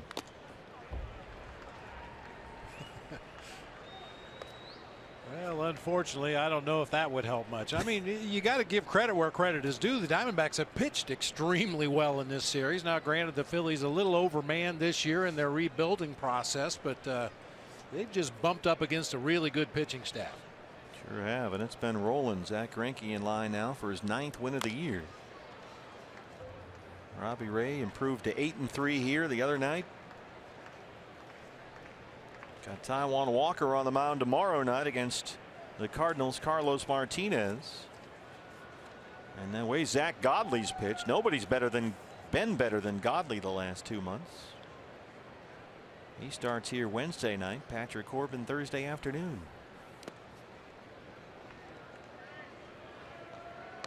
That Rockies series is going to be big. We thought that, here's Patrick Corbin getting some work in.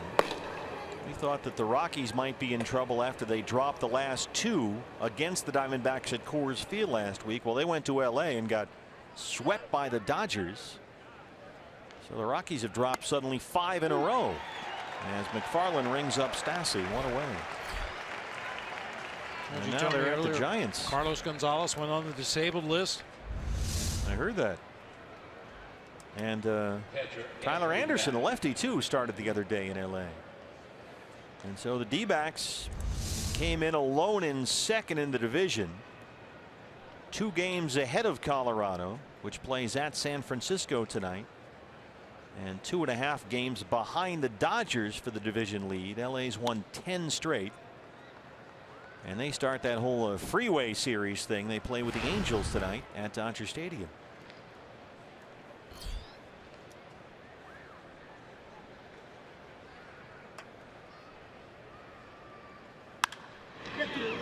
Chris Owings at 2nd.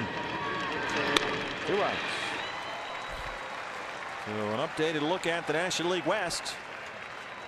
Diamondbacks about to get to 21 over 500, 49-28. They pick up a half game on the Dodgers and move another half game ahead of Colorado. The Rockies, I'll tell you what, that pitching staff is starting to falter a little bit. All those rookies in the rotation. The bullpen has had some problems. Now Gonzalez is on the DL. Rockies in a little bit of trouble right now. Ty Kelly, last man standing for the Phillies.